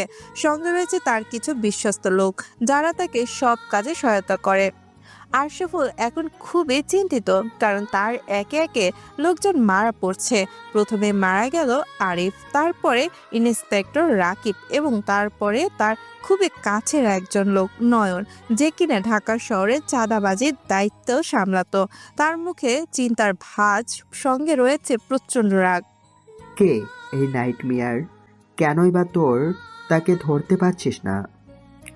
স্যার, আমরা খুব চেষ্টা করছি ওকে খুঁজে বের করার, কিন্তু ও এমনভাবে ওর কাগজগুলো করছে, ওকে খুঁজে পাওয়া খুবই মুশকিল হয়ে যাচ্ছে। কাজের পর তেমন কোনো প্রমাণ রাখে না, শুধু নামটাই ফেলে যায়। তোদের দিয়ে কিচ্ছু হবে না। আর শোন, 2 দিন পরে আমাদের যে মিশনটা রয়েছে ওইটার কাজ কত দূর? হ্যাঁ বস, অনেকটা এগিয়েছে। ঠিক আছে, সবটা দেখে শুনে করবি, সাবধানে করবি। বড় মিশন কিন্তু এটা, অনেক টাকা পয়সার বিষয় আছে এটাতে। ওকে বস, আপনি একদম চিন্তা করবেন না, আমাদের দক্ষ লোক এই কাজগুলো সামলাবে। ঠিক আছে, তাহলে তাই হোক। আজ থেকে 2 দিন পর আশরাফুলের একটি অবৈধ মিশন হবে। সেখানে নারী পাচার সহ থাকবে বিভিন্ন ড্রাগস, অস্ত্র, সবকিছু চলে যাবে বাইরের দেশে। এর মধ্যেই দেশ থেকে অনেক মেয়ে অপহরণ হয়েছে এবং দেশের আইন প্রশাসন মনে করতেছে এই কাজগুলো হয়তো নাইট মেয়েরা করেছে। কিন্তু লোকচক্ষুর আড়ালে যে দাবার গুটিটা যে চালছে অন্যজন, তা কেউই বুঝতে পারছে না। পরদিন সকালে, খুব সুন্দর একটি সকালের সূচনা হয়েছে আজ। তন্ময় ভার্সিটিতে প্রবেশ করলো। প্রতিদিনের মতোই সে ক্যাম্পাসের একটি ফাঁকা জায়গায় গিয়ে বসলো। তন্ময় বসে থাকা অবস্থায় লক্ষ্য করছে ঋতু তার দিকে এগিয়ে আসছে, তার কাঁধে ব্যাগ রয়েছে। ঋতু তন্ময়ের কাছে এসে বলে, বুঝতে পারি কি? হ্যাঁ অবশ্যই, বসুন। আবার আপনি? একটা টাইম লাগবে তো। তোমার টাইম শেষ হয়ে গেছে, এখন থেকে তুমি করে ডাকতে হবে। ঠিক আছে। তো বলো, কেমন আছো? ভালো আছি, তুমি? আমিও ভালো আছি।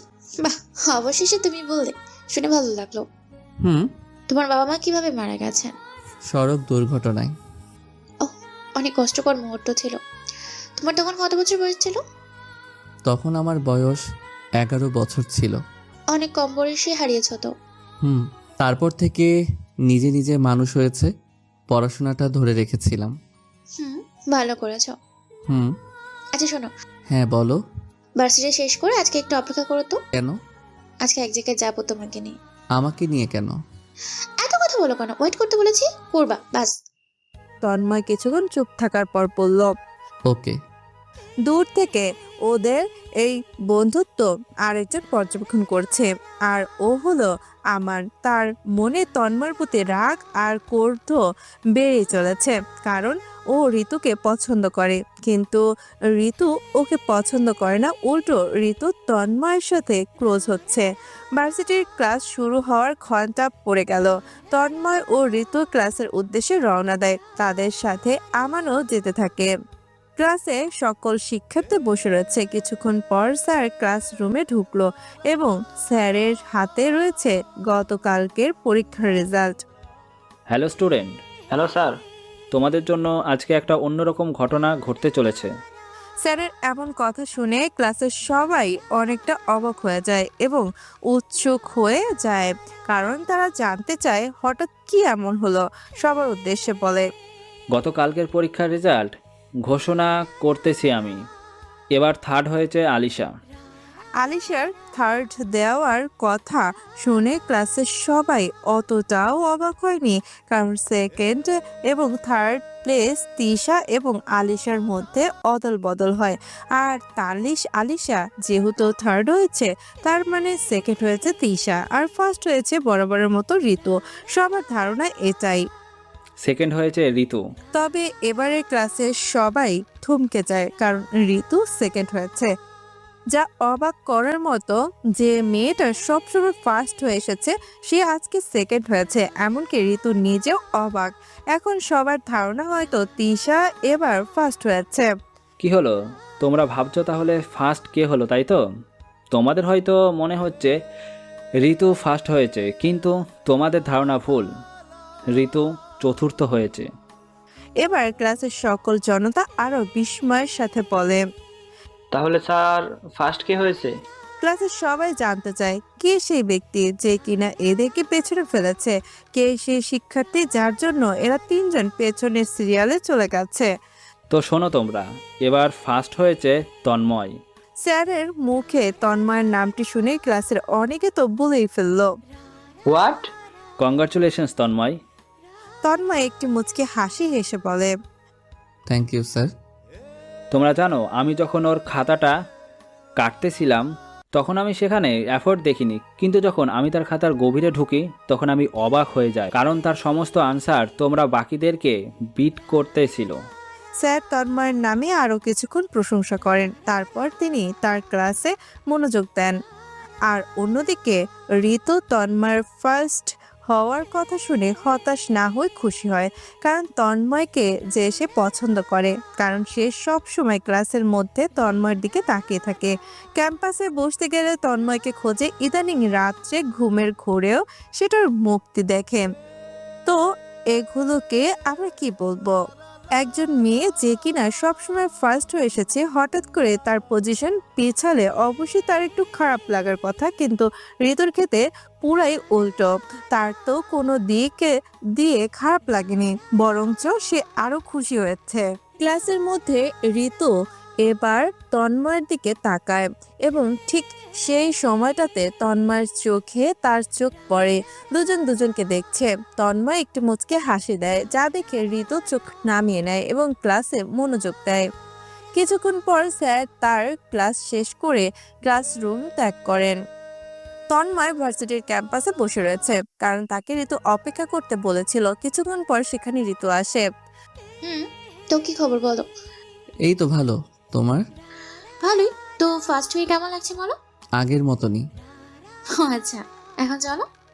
কই? শপিং এ। কেন? আমার এক ফ্রেন্ডের বার্থডে আজকে, ওর কিছুটা তোমার মধ্যেই দেখতে, তাই তোমায় নিয়ে যাচ্ছে। তাহলে একদম অ্যাকুরেট মাপ অনুযায়ী কিনতে পারবো। ও আচ্ছা। চলো। কই? আমার গাড়িতে। ও আচ্ছা, চলো।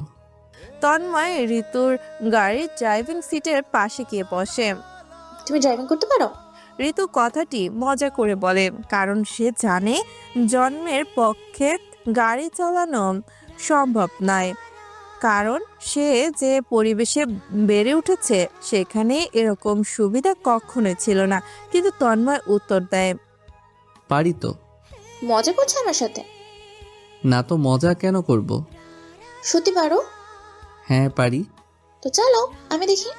তারপর তারা দুজনে দুজনের সিট চেঞ্জ করে নিল।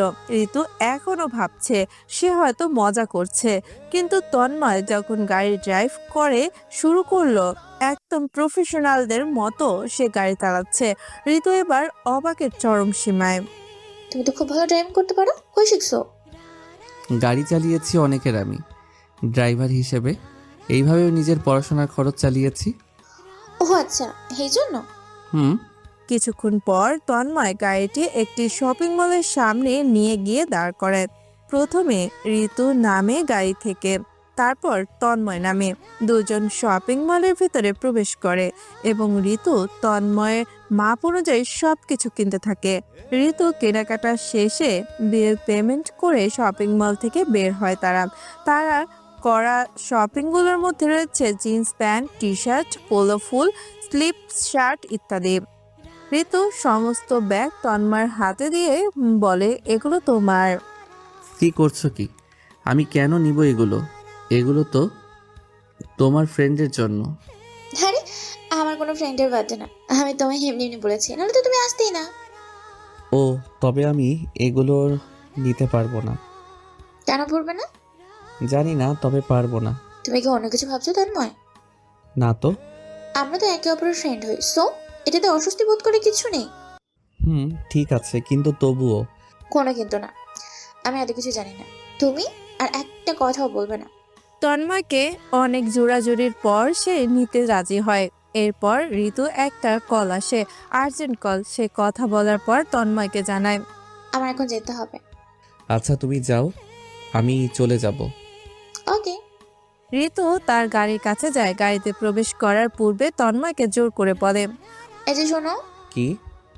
মাথার চুলগুলো একটু স্ট্রেট করে ডান দিকে হেলিয়ে রাখো, এতে করে তোমাকে আরো সুন্দর লাগবে। উক্ত কথাটি বলে ঋতু আর দাঁড়ায় না, গাড়িতে উঠে সে সেখান থেকে চলে যায়। তন্ময় হাবার মতো তার যাওয়ার দেখতে থাকে। তন্ময় পরে সেখান থেকে চলে আসে। ঋতু বাড়িতে এসে বসে আছে, এমন সময় তার আরো একটি কল আসে। হ্যাঁ স্যার বলুন। তোমার কাজ কতদূর? হ্যাঁ স্যার, আমি যথেষ্ট চেষ্টা করে যাচ্ছি। আমি অনেক প্রমাণ কালেক্ট করেছি, অনেক ইনফরমেশন কালেক্ট করেছি এই বিষয় নিয়ে আরো অনেক এগিয়ে যাওয়ার জন্য। ওকে, তবে তোমাকে কিন্তু পারতেই হবে। জি স্যার, আমি সর্বোচ্চ চেষ্টা করব। ঠিক আছে। এ কথা বলে ঋতু কল কেটে দেয়।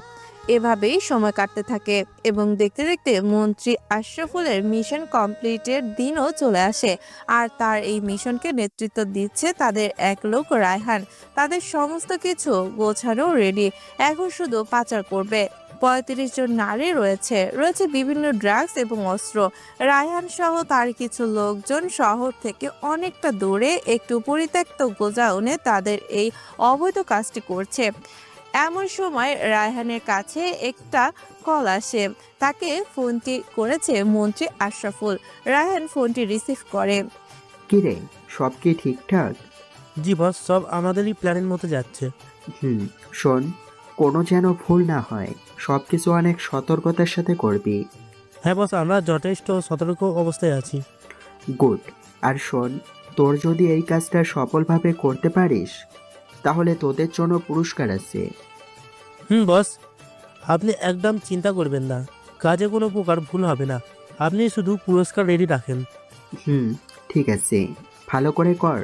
আর বর্ডারে কোনো সমস্যা হবে না, আমার সব ঠিক করা আছে, নিশ্চিন্তে যা। ওকে বস। এই বলে আশরাফুল তার কল কেটে দেয়। রায়হান তার লোকদের উদ্দেশ্যে বলতে থাকে, কিরে, তোদের কাজ কত দ্রুত? সব কিছু রেডি? হ্যাঁ ভাই, আমাদের সকলের কাজ রেডি। আপনার অর্ডার পেলে এখন আমরা শুধু আমাদের পরবর্তী কাজটা করব। ঠিক আছে, তাহলে তাই হোক। রায়হান তার কাছে একজন লোক করিমের সঙ্গে কথা বলছিল। এমন সময় হঠাৎ করে গোডাউনের ভেতরে মোটর সাইকেলে করে একজন মাস্ক পরা ব্যক্তি ঢুকে পড়ে। হঠাৎ কোনো মানুষের এমন আগমন দেখে রায়হানও তার লোকেরা অনেক অবাক হয়ে যায়, কারণ এই সময় এখানে কারো আসার কথা না, আর এইটা একটা পরিত্যক্ত জায়গা, তাই এর খোঁজ খবরও কেউ জানে না।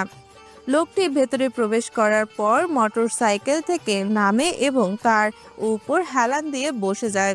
আগন্তুক ব্যক্তিটির এমন আচরণে ওখানে উপস্থিত সকল ব্যক্তি অবাকের চরম সীমায় পৌঁছে যায়। কে রে তুই? আমি হলাম নাইট মেয়ার, তোদের দুঃস্বপ্ন আমি। নাইট মেয়ার নাম শুনে রায়হান কিছুটা আতঙ্কিত এবং ভয়ভীত হয়, কিন্তু পরক্ষণে তার সেই ভয় চলে যায়, কারণ তার পাশে দাঁড়িয়ে আছে তার মতো আরো অনেক ব্যক্তি, আর আগন্তুক ব্যক্তিটি হলো একজন। তাই সে মনে করে ভয় পাওয়ার কোনো কারণই নেই। সে অতি উৎসাহিত হয়ে সাহসের সঙ্গে বলে, ও আচ্ছা, তুই সেই নাইটমেয়ার যে কিনা আমাদের লোকেদের মেরে চলেছিস, কিন্তু কেউ নাকি তোদের ধরতে পারছে না। আর আজকেই সেই অসাধ্য কাজ আমি করব। তোর মৃত্যু আমার হাতেই হবে। একে তো এত বড় একটা মিশন, তারপর তোকে ধরিয়ে দেওয়ার অর্থাৎ তোকে দুনিয়া থেকে সরিয়ে দিব। তা দেখে তো আশরাফুল স্যার অনেক খুশি হবে। হা হা হা। তাই নাকি? শোন, একে একে তোরা সবাই মরবি এবং সবার শেষে মরবে হচ্ছে তোদের রাজা, যে তোদের সবাইকে লিড দেয়। আর কয়েকদিন পর সেও মরবে। তুই আমাদের মারবি? How funny! একবার তাকিয়ে দেখছিস আমরা কতজন আর তুই কতজন।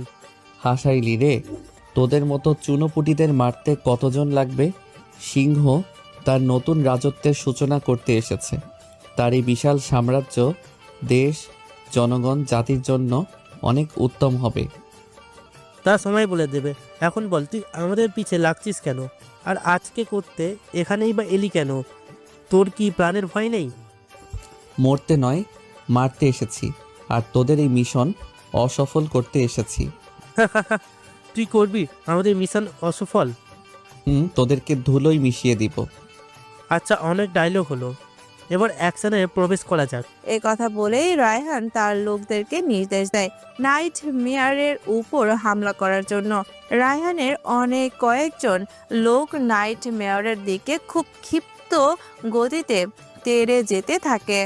এমন সময় নাইট মেয়ার পকেট থেকে কয়েকটা স্লেন্স বল বের করে সজোরে মাটিতে ছুঁড়ে মারে এবং সেখান থেকে লাল রঙের ধোঁয়া বেরিয়ে পুরো জায়গাটি একদম লাল করে দেয়।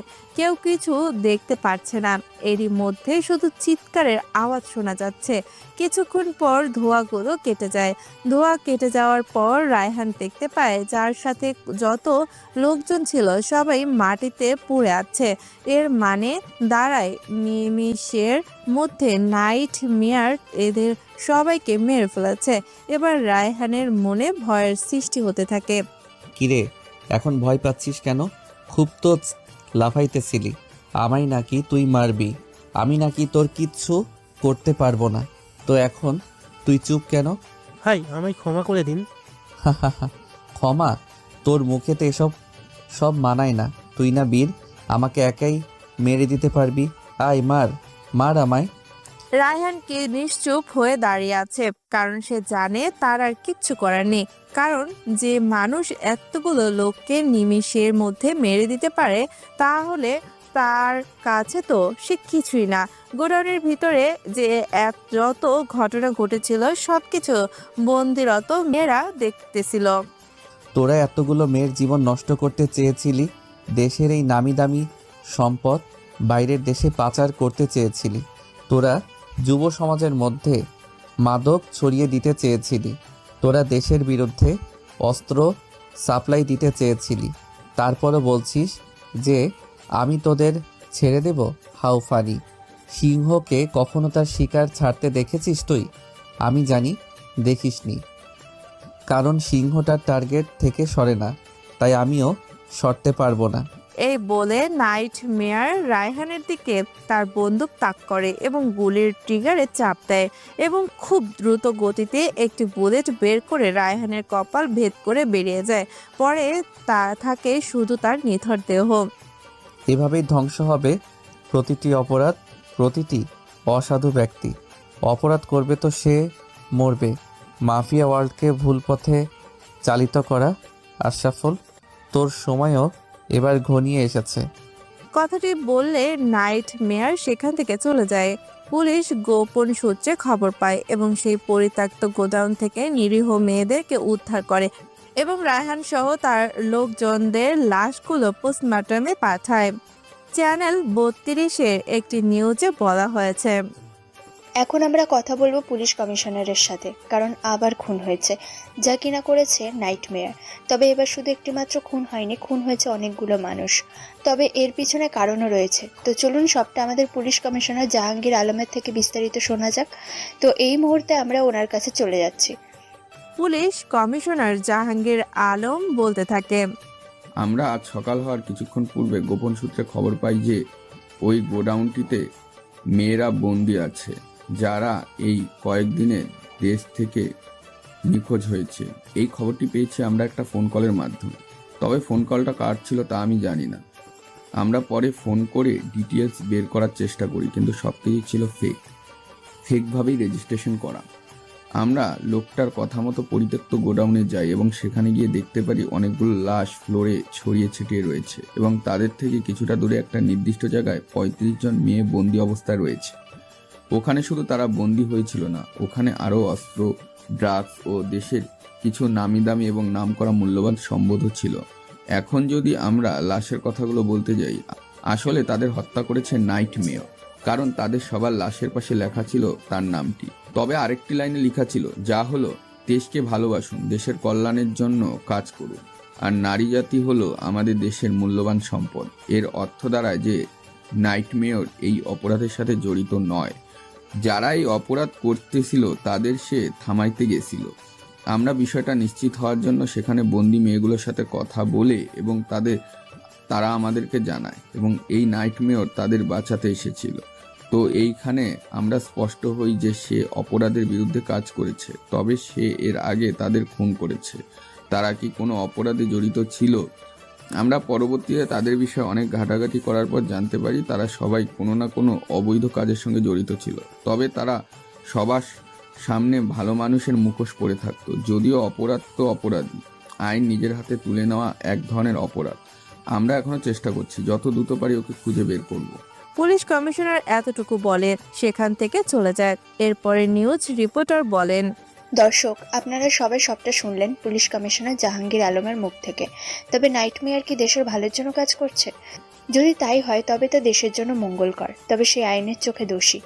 যে মেয়েগুলো কিডন্যাপ হয়েছিল তাদের বাবা মা এখনই নাইটমেয়ার নামের লোকটিকে বাহবা দিচ্ছে, সম্মান দিচ্ছে। কয়েক ঘন্টা আগেও যে মানুষটা সবার কাছে আতঙ্ক ছিল, সেই মানুষটা এখন সবার কাছে প্রিয় হয়ে উঠেছে। আসলেই এখন দেখার বিষয় এই শেষ পরিণতি কোথায় গিয়ে ঠেকে। সকালবেলা ভার্সিটিতে ঋতু ও তার বান্ধবীরা ক্যাম্পাসে বসে আছে। তবে ঋতুর চোখ ভার্সিটির গেটের দিকে, কারণ কখন সেখান থেকে দিয়ে তন্ময় আসবে। আর তন্ময় যদি আসে, সে কি মৃত্যুর কথা ফলো করবে? ঋতুর দেওয়ার পোশাক পরবে নাকি পরবে না, সেই নিয়ে দ্বিধার মধ্যে রয়েছে ঋতু। কিরে, তোর কি মনে হয় পড়বে কি ও? জানি না রে। আচ্ছা, তুই কি ওকে সত্যি ভালোবাসিস? হ্যাঁ। আরো একবার ভেবে দেখ ঋতু। আমার আর ভালো লাগবে না, আমি যা ভাবার ভেবে নিয়েছি। তো ওরে বলে দে। দিব, আর কয়েকদিন যাক। আচ্ছা, ও কি বোঝে না যে তুই ওকে ভালোবাসিস? জানি না রে, আমি তো বোঝাতে চাই, কিন্তু ওকে এখন বুঝেও না বোঝার ভান করে নাকি কে জানে। আচ্ছা শোন, ও যদি তোর কথা মতো আজকে রেডি হয়ে আসে, তাহলে মনে করবি ওর দিক থেকেও গ্রিন সিগন্যাল আছে। তাই নাকি? আচ্ছা ঠিক আছে, দেখা যাক কি হয়। তারা তাদের মধ্যে কথা বলতেছিল। হঠাৎ ঋতুর চোখ যায় ভার্সিটির বড় গেটের দিকে। এবং সে দেখতে পারে যে তন্ময় আসছে আর তার পরনে তার দেওয়া পোশাক। এমনকি গতকাল চলে আসার আগ মুহূর্তে ঋতু তাকে যেভাবে চুল করে রাখতে বলেছিল ও ঠিক তেমনি করে এসেছে। কিরে, কি দেখছিস ওভাবে হা হয়ে? তন্ময়কে দেখি। ঋতুর কথা শুনে তিশা এবং আলিশা ভার্সিটির গেটের দিকে তাকায় এবং তারা তন্ময়কে দেখতে পারে।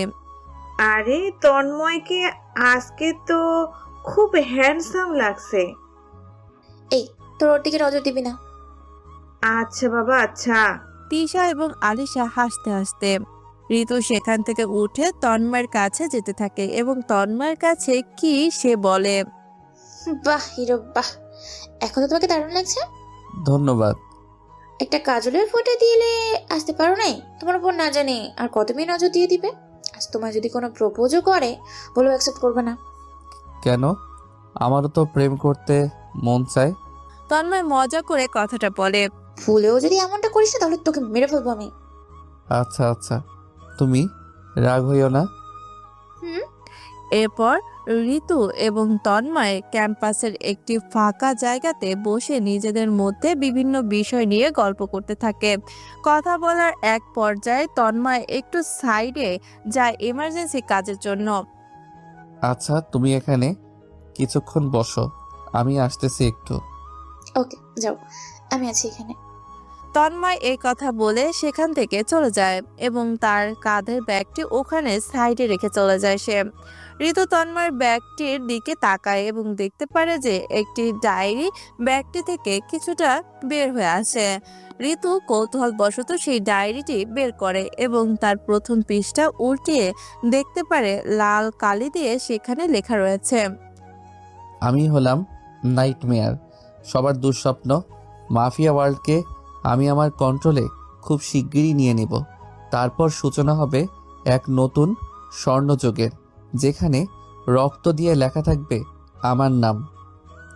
নাইট মেয়ার নামটি শোনার পর ঋতুর মাথায় আকাশ ভেঙে পড়ে, কারণ যাকে সে ভালোবাসে সে একজন ভয়ঙ্কর অপরাধী আর বর্তমানে ঋতু রয়েছে তার বিরুদ্ধে কাজ করার জন্য। কিন্তু সে যে তার ভালোবাসার মানুষটি হবে তা সে কখনো কল্পনা করতে পারেনি। এত সহজ সরল শান্ত প্রকৃতির একটা ছেলে কিভাবে এরকম ভয়ানক হতে পারে। ঋতু যেন এক প্রকার ঘোরের মধ্যে চলে গিয়েছে, তার মাথা পুরোটাই ব্ল্যাক হয়ে রয়েছে। কিছুক্ষণ পর সেখানে তন্ময় আসে। সে ঋতুর মুখের দিকে তাকায় এবং বুঝতে পারে যে সে কোনো একটা বিষয় নিয়ে অপসেট এবং তখন এসে দেখতে পারে ঋতুর হাতে রয়েছে তার ডায়েরিটি। তার আর বুঝতে বাকি রইল না যে কেন ঋতু আপসেট। তুমি কি নাইটমেয়ার? তন্ময় এমন প্রশ্নের জন্য প্রস্তুত ছিল না, কিছুক্ষণ চুপ থেকে উত্তর দেয়, হ্যাঁ আমি নাইটমেয়ার, আমি দুঃস্বপ্ন, আমি সেই প্রলয়। আমি তোমাকে ভালোবাসতাম তন্ময়, আর তুমি এত বড় সত্য গোপন করছো। তো তোমায় ভালোবাসতে কে বলেছিল? ভালোবাসতাম, তবে এখন সময় শুধু তোমাকে আইনের হাতে তুলে দেওয়ার। আর শোনো, আমি হলাম ক্রাইম ব্রাঞ্চের একজন স্পেশাল অফিসার। 2 দিন আগে নাইটমেয়ার কি ধরার দায়িত্ব বা তার খুঁজে বের করার দায়িত্ব আমারই দেওয়া হয়। আর এবার তোমাকে তোমার আসল ঠিকানায় যেতে হবে। আমি দুঃখিত ঋতু, আমি তোমার এই কথা রাখতে পারবো না। আর আমাকে কেউ ধরতে পারবে না যদি না আমি নিজ থেকে ধরা দেই। আর তুমি যেহেতু সবটা জেনেই গেছো, তাহলে এখন আর এখানে থাকার কোনো প্রশ্নই ওঠে না। এ বলে তন্ময় তার পকেট থেকে একটি স্মোকেন বল বের করে মাটিতে ছুঁড়ে মারে এবং নিমিষের মধ্যে জায়গাটি লাল ধোঁয়াতে ভরে যায় এবং কিছুক্ষণ পর ধোঁয়াগুলো সরে যায়। ধোঁয়াগুলো সরে যাওয়ার পর ঋতু দেখতে পারে যে সেখানে তন্ময় নেই, মানে সে পালিয়েছে। তবে যাওয়ার আগে তন্ময় তার ব্যাগ এবং ডায়েরিটি ফেলে রেখে যায়। ঋতু অঝরে কান্না করতে থাকে, কারণ ভালোবাসার মানুষটি তার যোগ্য না। সে রক্তের নেশা উন্মাদ, মানুষ খুন করা তার প্রতিদিনের কাজ। যার মনে এত হিংস্রতা, তার মনে কি করে ভালোবাসা থাকতে পারে? ঋতু মনে মনে খুব কষ্ট পায়। তন্ময়কে সে ভালোবাসে, তা সে এই কথা এখন পর্যন্ত কাউকে জানায় না।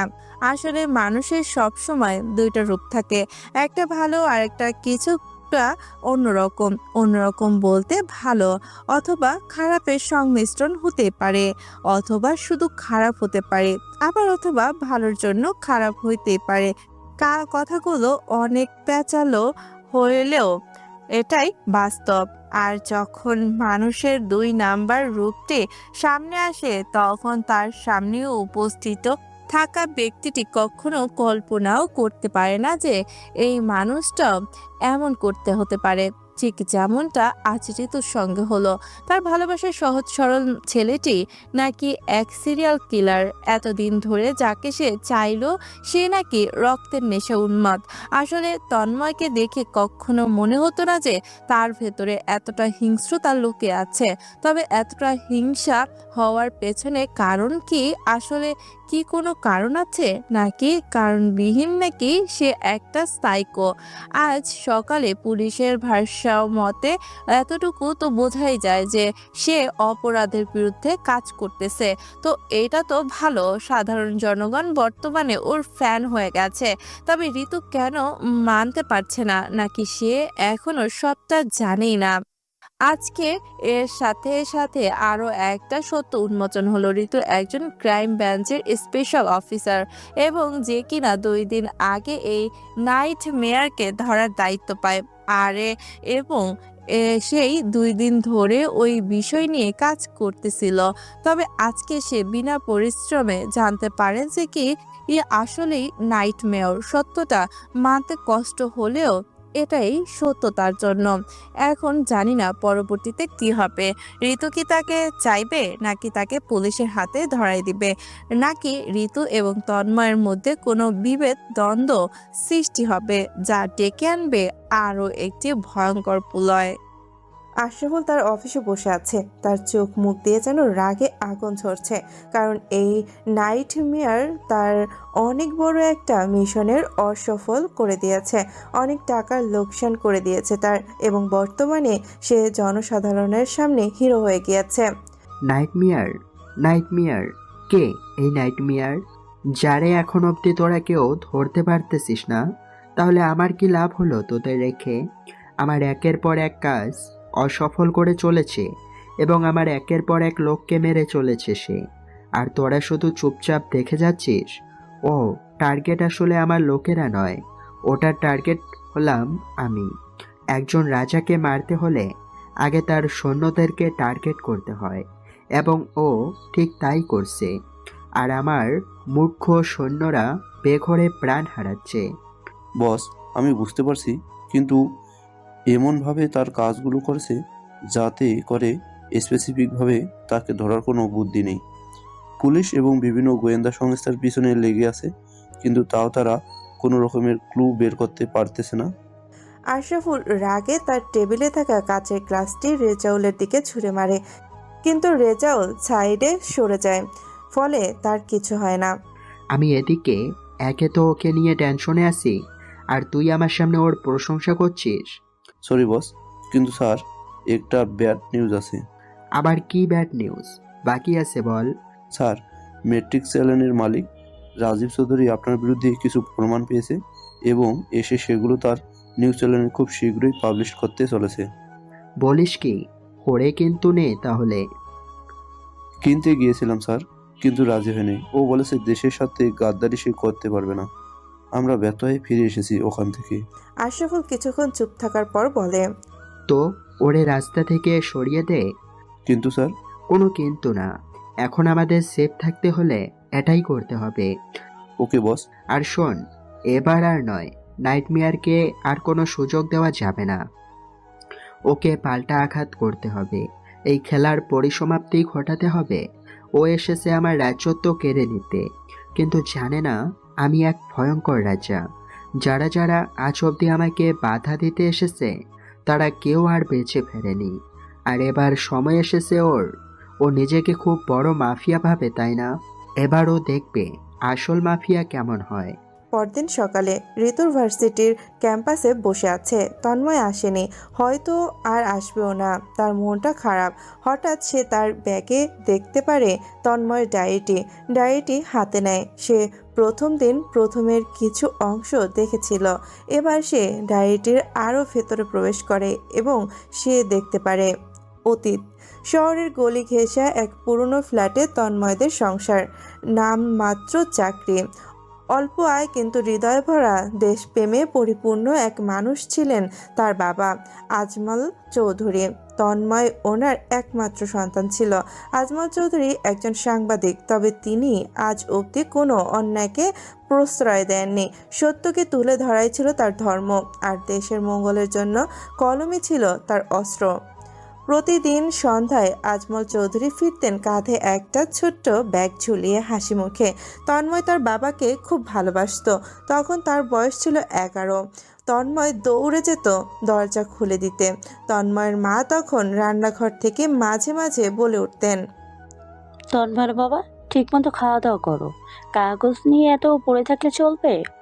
আমার কাজ তো শুধু কাগজে না, রক্তে। এই দেশটাকে ভালোবাসি আমি, আমার রক্তে এ দেশ মিশে আছে। বুঝেছি, সাচ্চা দেশপ্রেমিক তুমি। অবশ্যই। যে দেশ আমাকে এত সুন্দর করে বাঁচতে দিছে, এত স্বাধীনভাবে ঘোরার স্বাধীনতা দিছে, তার জন্য তো জীবনও দেওয়া যায়। হয়েছে, ফ্রেশ হয়ে খেতে এসো এবার। খুব সুন্দর হাসি খুশির খুনসুটিতে তার পরিবার চলে যাচ্ছিল, কিন্তু সেই শান্ত সংসারেই একদিন নেমে এলো সর্বনাশের ছায়া। আজমল চৌধুরী হঠাৎ একদিন এক ভয়াবহ সত্যের খোঁজ পান। মন্ত্রী আশরাফুল একজন প্রভাবশালী নেতা। বাইরে থেকে ধর্মপ্রাণ দানশীল নেতা সেজে থাকা এই মানুষটি ছিল আসলে দেশের কালো দিকের গডফাদার। অবৈধ অস্ত্র ব্যবসা, মাদক পাচার, নারী ও শিশু পাচার সব কিছুতেই তার নাম জড়িত। দেশের মাফিয়া ওয়ার্ল্ডকে কন্ট্রোল করত সে। কিন্তু দেশের সবার চোখে সে একদিন সমাজ সেবক হয়েছিল। কেউ তার বিরুদ্ধে কোনো কথা বলতো না। সেটা সকল সমাবেশে গরিব দুঃখীদের নিয়ে কথা বলতো, কিন্তু মুখোশের আড়ালে সে সেই গরিব দুঃখীদেরই ভাত মেরে খেত, যা কেউ কোনোদিন জানতেই পারেনি বা জানতে চায়নি। আজমল চৌধুরী যখন এসব তথ্য হাতে পান, বুঝে যান এটা শুধু নিউজ না, এ একটা যুদ্ধ। দেশের আত্মার বিরুদ্ধে ষড়যন্ত্র চলছে। এমন চললে তার মৃত্যুভূমি ক্ষতিগ্রস্ত হবে, ধ্বংস হয়ে যাবে।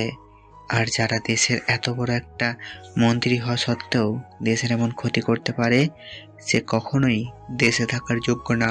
আজমল চৌধুরী সত্য ফাঁসের সিদ্ধান্ত নেন। সেদিন রাতেই তার ফোনে একটি কল আসে অচেনা নাম্বার থেকে। চৌধুরী সাহেব, কেমন আছেন? এই তো, আমি ভালো আছি। তবে আপনি কে বলছেন? আমি কে বলছি ওটা পরের বিষয়, আগে বলুন শরীর ঠিক আছে তো আপনার? ঠিক আছে। আপনার পরিচয় দিন। আহা, আপনি এত পরিচয় করছেন কেন? আপনি এত বড় একটা স্বনামধন্য সাংবাদিক, তাই আপনার সঙ্গে কথা বলতে কল দিলাম। আর একটা জরুরি কথা আছে অবশ্য আপনার সাথে। কি কথা? চৌধুরী সাহেব, যেই বিষয় নিয়ে নাড়াচাড়া করছেন ওইটা অমনি ছেড়ে দিন। আপনার লাইফ সেট করে দেব, ভবিষ্যতে কোনো সমস্যা হবে না আপনার। আমি আমার ভবিষ্যৎ করতে পারবো, আমার কোনো সাহায্যের দরকার নেই। আর আমি বুঝতে পেরেছি আপনি কে, কেন ফোন দিয়েছেন। আর হ্যাঁ, যে বিষয়টা নিয়ে আমি নাড়াচাড়া করতেছি ওটা তো থামানো সম্ভব না। সময় মতো সবটা পরিষ্কার হয়ে যাবে। বিপদ হবে কিন্তু। বিপদ হবে? দেশের জন্য সত্যি বলা বিপদ হলে আমি তাতে গর্বিত। অপর পাশ থেকে আর কোনো আওয়াজ আসে না এবং আগন্তুক ব্যক্তিটি ফোনটি কেটে দেয়। একটু আগেই ওনাকে যে ফোন করেছিল সে হলো আশরাফুলের কোনো একজন লোক, যে কিনা আজমলকে ওই নিউজটি পাবলিশ করা থেকে বিরত থাকতে বলছে। কিন্তু আজমল চৌধুরী তো তা করবে না, সে তার সিদ্ধান্তে অটল। এভাবেই আজমল চৌধুরীর দিন যেতে থাকে। তবে হঠাৎ একদিন এক ভয়াল অমাবস্যার রাতের আবির্ভাব ঘটে তার জীবনে। তন্ময় তখন মাত্র 11 বছর বয়সী। তার মা তাকে পড়তে বলেছিলেন আর বাবা তখন টেবিলে বসে রিপোর্ট টাইপ করছিলেন। তারা সবাই যে যার মতো কাজ নিয়ে ব্যস্ত ছিলেন। হঠাৎ ফ্ল্যাটের দরজায় জোরে ধাক্কার শব্দ শুনতে পাওয়া যায়। আজমল চৌধুরী গেটটি খোলার জন্য যায় এবং গেট খোলার সাথে সাথে 3 থেকে 4 জন অস্ত্রধারী গুন্ডা ঘরে ঢুকে পড়ে এবং তার পিছে 4-5 জন লোকের সঙ্গে প্রবেশ করে। মন্ত্রী আশরাফুল তন্ময় তার মাকে জড়িয়ে ধরে। মা খুব তাড়াতাড়ি তাকে আলমারির পাশে গোপন ড্রয়ারের খোলা জায়গায় লুকিয়ে রাখে। সেই ছোট্ট ফাঁকা গর্ত থেকে তন্ময় নিজের চোখে সবটা দেখেছে। কেমন আছেন আজমল চৌধুরী? আমি ভালোই আছি, আপনি কেমন আছেন? ভালো আর থাকতে দিলেন কই? ভালো না থাকার মতো কাজ করলে তো ভালো থাকবেনই না। চলুন আমরা একটা ডিলে যাই, যাতে আপনিও ভালো থাকবেন, আমিও ভালো থাকবো। আমি কোনো ডিলে যেতে চাই না। আগে শুনুন তো, আপনি বিদেশে চলে যান, ফ্যামিলি নিয়ে সব ব্যবস্থা আমি করে দেব। রাজার মতো চলবেন ওখানে, সুখের শান্তিতে থাকবেন, ছেলেকে পড়াবেন, আরও অনেক বড় করে তুলবেন। আপনি কেন এগুলো ঝামেলায় জড়াতে যাচ্ছেন? আমার এগুলো কিছু লাগবে না, আপনারা আসতে পারেন এখন। আমি আবারও বলতেছি কিন্তু। আমার কিছু লাগবে না, আপনারা চলে যান। ঠিক আছে, ভালো কথাই যেহেতু কাজ হলো না, তাহলে আঙুল তো এবার বাঁকাতেই হবে। কি কি করবেন আপনি? দেখুন কি করি। মন্ত্রী আশরাফুল তার একজন লোকের হাত থেকে বন্দুক নেয়, নিয়ে আজমল চৌধুরীর দিকে তাক করে এবং তার বুক বরাবর কয়েকটা ফায়ার করে। আজমল চৌধুরীর বুক গুলিতে ঝাঁঝরা হয়ে যায় এবং সে ফ্লোরে পড়ে যায়। তন্ময়ের মা এমন দৃশ্য দেখে চিৎকার করে কান্না করতে থাকে। স্বামীর মৃত্যু দেহের কাছে এগিয়ে আসে সে, তাকেও তারা গুলি করে। মুহূর্তের মধ্যেই একটি শান্ত সুন্দর ফ্যামিলি শ্মশানে পরিণত হলো। 11 বছরের বাচ্চাটা তার মা বাবার মৃত্যু নিজের চোখের সামনে দেখলো। তন্ময়ের কানে তখন শুধু একটা কথাই বাজতেছিল, দেশকে ভালোবাসার পুরস্কার কি মৃত্যু? ভোরবেলা প্রতিবেশীরা মৃতদেহ দেখে পুলিশ খবর দেয়, কিন্তু পুলিশও তো আশরাফুলেরই লোক। কেউ জানলো না সেই ঘরের একটা কোনায় এক শিশু বেঁচে ছিল, যার চোখে আগুন, মুখে ছিল নিঃশব্দ কান্না। তন্ময় সেদিন থেকে প্রতিজ্ঞা করে, আমি কিছু করতে পারিনি, কিন্তু আজমল চৌধুরী হারেনি। তার প্রতিটা রক্তকণা এখন আমার শরীরে। আমি বিচার হব, আমি আইন হব, আমি শাস্তি হব। তন্ময় তখন তার বাবার এক বেস্ট ফ্রেন্ডের কাছে বড় হতে থাকেন। উনি মূলত একজন নিউজ চ্যানেলের মালিক। উনি দেশের জন্য প্রাণ দিতে দুবার ভাববেন না। উনি অতঃপর তন্ময়কে ধীরে ধীরে নাইট মেয়ার অপরাধীদের দুঃস্বপ্ন হিসেবে গড়ে তোলে। তন্ময়ের যত আর্থিক সাপোর্ট লাগে সব উনি দেন এবং উনি ওনাকে নিজের ছেলের মতন ভালোবাসেন। তবে কি উনি? তন্ময়ের বয়স যখন 11 থেকে 23 হয়, এই সময়টা জুড়ে সে নিজের জীবনের প্রতিটা মুহূর্তকে করে তোলে প্রতিশোধের প্রশিক্ষণ কেন্দ্র। সে হ্যাকিং শেখে, মার্শাল আর্ট শেখে, সীমান্তে থাকা এক প্রাক্তন মিলিটারির কাছে ডার্ক ওয়েবে ঢুকে পড়ে, দুর্নীতিবাজদের কেস স্টাডি পড়ে। তার রক্তে তখন শুধু একটাই চিন্তা, আমি সত্যিকারের নাইট মেয়ার হব। তারপর ধীরে ধীরে সে এক এক করে অপরাধীদের মারতে থাকে এবং নিজের অস্তিত্বের জানান দিতে থাকে। সেই দিনের পর থেকে খবরে, টিভিতে, পত্রিকায় একটাই নাম, নাইট মেয়ারের প্রলয় শুরু হয়েছে। ডায়েরির শেষ লাইনে ছিল, তারা আমার কাছ থেকে আমার পরিবার কেড়ে নিয়েছে। এখন আমি তাদের কাছ থেকে তাদের ঘুম, শান্তি, ক্ষমতা সব কেড়ে নেব। আমার নাম তন্ময় নয়, আমি নাইট মেয়ার। আমি তাদের দুঃস্বপ্ন নিজের চোখের সামনে নিজের বাবা মাকে ছটফট করা অবস্থায় মারা যেতে দেখেছি। এর থেকে ভয়ানক দৃশ্য একজন সন্তানের জীবন আর কি হতে পারে? মৃত্যুটা স্বাভাবিক ছিল না, দেশকে ভালোবাসার জন্য তাকে জীবন দিতে হয়েছে। তাহলে দেশকে কি ভালোবাসা কারো উচিত নয়? তন্ময় আজ দেশ থেকে অপরাধ দূর করতে অপরাধের মাধ্যমে ন্যায় প্রতিষ্ঠা করতেছে। যেখানে আমাদের দেশের আইন প্রশাসনের কোনো এক অদৃশ্য ক্ষমতার কাছে বাধা, ঠিক সেখানেই এই তন্ময় অপরাধীদের চোখে দুঃস্বপ্ন হয়ে উঠেছে। একের পর এক অবৈধ ব্যবসায়ী নিরপরাধদের হত্যাকারীকে শাস্তি দিয়ে চলেছে, তবে তার মূল লক্ষ্য একজন, আশরাফুল। বর্তমান ডায়েটের পুরো ঘটনা পড়ার পর ঋতুর চোখ দিয়ে অঝরে জল ঝরছে, কারণ সে একজনকে অপরাধী ভেবেছে, কিন্তু তার অপরাধী হয়ে ওঠার কারণটা সে বোঝেনি বা বোঝার চেষ্টা করেনি। এখন তার মনে হচ্ছে সে যদি একবার তন্ময়কে সামনে পেত তাহলে জড়িয়ে ধরে তার কাছে ক্ষমা চাইতো, কিন্তু সে কি তার কাছে আর আসবে, নাকি রহস্যময়কে খুঁজতে তাকেও রহস্যময়ী হয়ে গড়ে উঠতে হবে? সবটাই এখন দেখার বিষয়। তবে মজার বিষয় হলো, এই আমরা একটা মানুষকে যখন খারাপ বলি তখন আমরা তাদের প্রতি যে ঘৃণা পোষণ করি তা ভয়ঙ্কর এক রকমের ঘৃণাতে পরিণত হয়, কিন্তু যখন আমরা আবার সেই খারাপ মানুষটার খারাপ হয়ে ওঠার পেছনের কাহিনীটা জানতে পারি, ঠিক তখন আমরা রিয়েলাইজ করি যে ওর জায়গাতে হয়তো ও ঠিক ছিল, বা ওর জায়গাতে আমি থাকলে আমিও এমনটা হয়ে উঠতাম, ঠিক এখন যেমনটা ঋতু ভাবছে, কারণ সে বাস্তবতাকে দেখেছে। কিন্তু এখন সে এই বাস্তবতা ঘটার পেছনের কারণটা দেখেছে। যেই ছেলে 11 বছর বয়সে নিজের বাবা মাকে হারায়, তাও আবার এক অস্বাভাবিক মৃত্যুর ফলে, এমনকি তার বাবা মার মৃত্যু ঘটেছিল তার চোখের সামনে এসে চুপচাপ দেখেছিল, আর যা দেখার পর তার মনে প্রশ্ন জেগেছিল যে দেশপ্রেমের পুরুষের কি মৃত্যু, যা আসলে লোমহর্ষক একটি লাইন ছিল। ঋতু তার বাড়ির দিকে যেতে থাকে।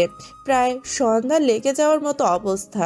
সে যখন তার বাড়ির সামনে তো গাড়িটিতে দাঁড় করায়, তখন সে দেখতে পারে কয়েকটা গাড়ি তার বাড়ি থেকে বের হয়ে চলে যাচ্ছে।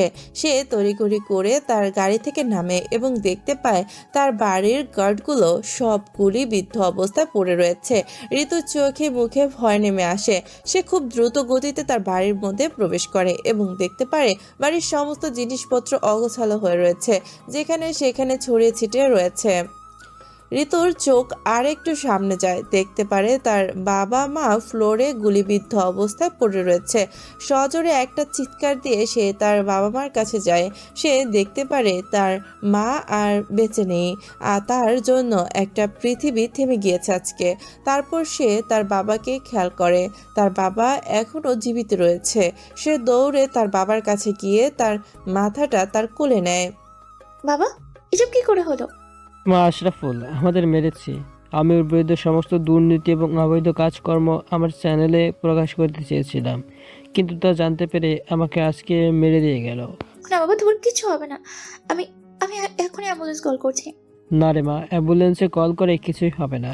আমি বুঝতে পারছি আমার আর সময় নাই। শোন, তোকে একটা কথা বলতে চাই। বলো বাবা। তুই নাইট মেয়রকে চিনিস?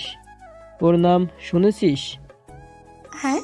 ও আসলে আমার বেস্ট ফ্রেন্ডের ছেলে। ওর নাম তন্ময়। ওকে নাইট মেয়র বানিয়েছি আমি। ওর বাবাকেও এরকম নৃশংসভাবে হত্যা করেছিল এই আশরাফুল, এবং আমি ধীরে ধীরে তারপর থেকে তন্ময়কে তৈরি করি এক জ্বলন্ত আগুন করে। আমি আর আমজাল অনেক আগে থেকেই ঠিক করে রেখেছিলাম যে তোরা তন্ময়ের বিয়ে দিব, কিন্তু তা তো আর হলো না। শোন, তোকে আমি একটা ঠিকানা দিচ্ছি, ওইখানে তন্ময় আছে। উড়ে গিয়ে সবটা বলবি, ও বুঝতে পারবে। আর এই যুদ্ধ তুই থামাতে দিস না, আর সবশেষ দুজনকে নিজের করে নিস। কি বলো তুমি বাবা? তুমি অমন আঙ্কেলের বেস্ট ফ্রেন্ড? এই কথা বলে রাজীব চৌধুরী তার মেয়ের কোলে তার শেষ নিঃশ্বাস ত্যাগ করে। বাবা! ঋতু তার মা বাবার শেষ কাজটুকু করে রাতে বসে আছে তার রুমে। অন্ধকার রুমে তার কাজ করার টেবিলে সে বসে থেকে ভাবছে। সমস্ত ঘটনাগুলোকে সে এক সুতো বাঁধার চেষ্টা করছে। এরপর ঋতু সবটা বুঝতে পারে। সব হিসাবগুলো সে এক জায়গায় আনে। কিছু বুঝতে পারে আজমল চৌধুরী সে বেস্ট ফ্রেন্ড হলো তার বাবা, যে কিনা তন্ময়কে প্রতিশোধের জন্য তৈরি করেছে, দেশের জন্য তৈরি করেছে এবং তাদের বিয়ে হওয়ার কথা ছিল। ঋতুর বাবা মারা যাওয়ার আগে তাকে সেই ঘটনার ঠিকানাটি দিয়ে গিয়েছে। ঋতু সিদ্ধান্ত নেয় সে কাল রাতে তাদের সেই ঠিকানাতে যাবে এবং সেখানে গেলেই সে তন্ময়কে পাবে। পরদিন রাতের বেলা ঋতু সেই ঠিকানা অনুযায়ী যায়। জায়গাটা ছিল শহর থেকে অনেকটা দূরে। ঋতু গাড়িটি ড্রাইভ করে সেই ঠিকানায় যায়। জায়গাটি একটি পুরনো গোডাউনের মতো।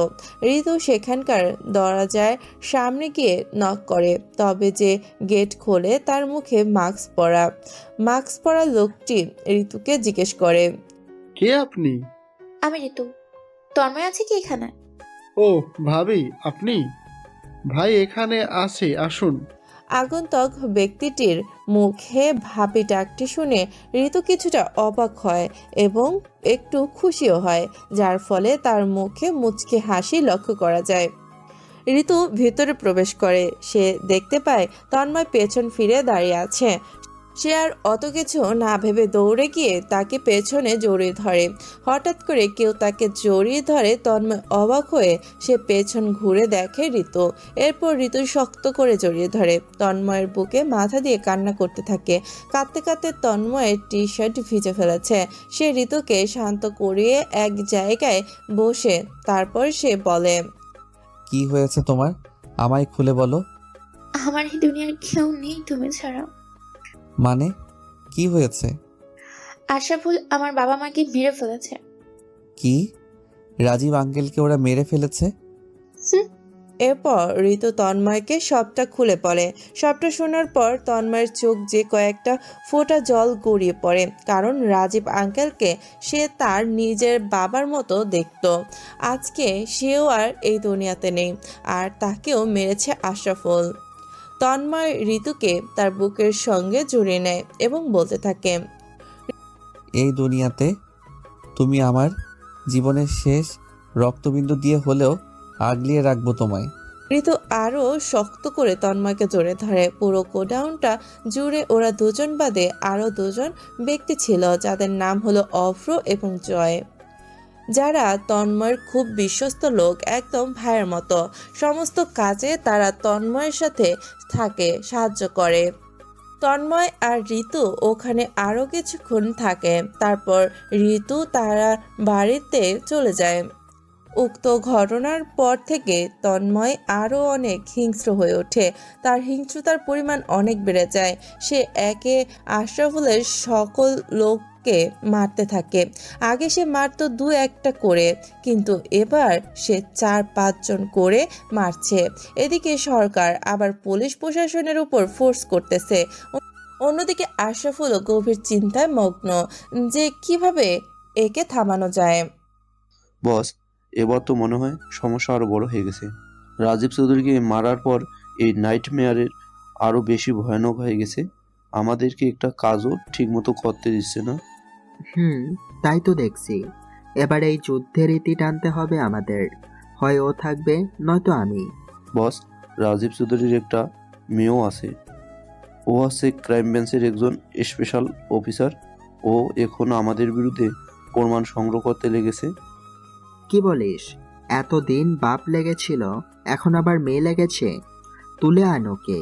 বস, আমার মনে হয় ওর সাথে এই নাইট মেয়ারের কোনো না কোনো সম্পর্ক রয়েছে। তো ঠিক আছে, যা ওকে নিয়ে আয়। ঠিক আছে বস। এবার এই যুদ্ধের ইতি টানবো।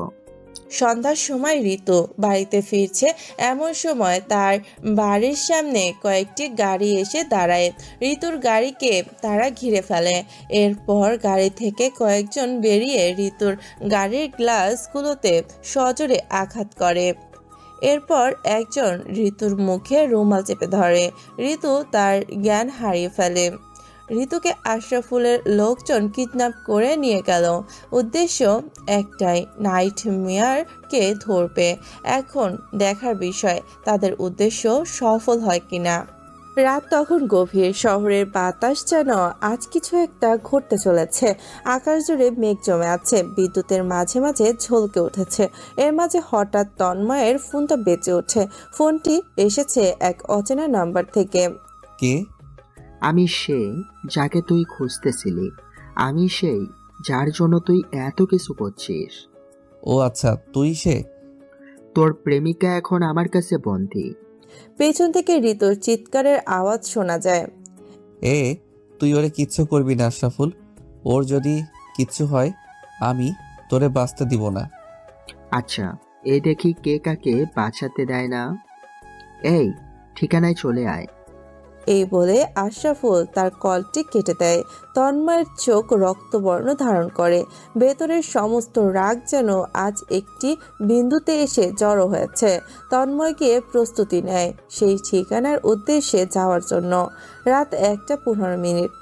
তন্ময় তার ফেভারিট বাইক রয়্যাল এনফিল্ডে করে যাচ্ছে এসেই গন্তব্যের উদ্দেশ্যে। যেন মনে হচ্ছে কোনো এক ক্ষুধার্ত সিংহ তার জীবনের শেষ শিকারটি করতে যাচ্ছে। একটিমাত্র শিকার, তার সারা জীবনের ক্ষুধা নিবারণ ঘটবে। তন্ময়ের মুখে মাস্ক, গায়ে কালো জ্যাকেট।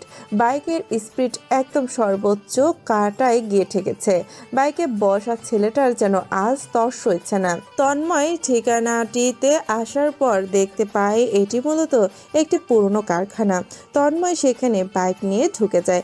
দেখতে পারে সামনের চেয়ারে বসে রয়েছে আশরাফুল এবং তার পাশে আসে রেজাউল, এবং তাদের থেকে কিছুটা দূরে একটি পিলারের সঙ্গে বাঁধা অবস্থায় রয়েছে, কিন্তু চোখ দিয়ে অঝরে জল পড়ছে তার। ওয়েলকাম ওয়েলকাম নাইট মেয়ার, কেমন আছিস? আমি ভালো আছি, তবে তোরা ভালো থাকবি কি না ওইটা জানি না। তাই নাকি? তুমি আমাদের মারবি? তুই আগে কিভাবে বাঁচবি ওইটা ঠিক কর। তাই নাকি?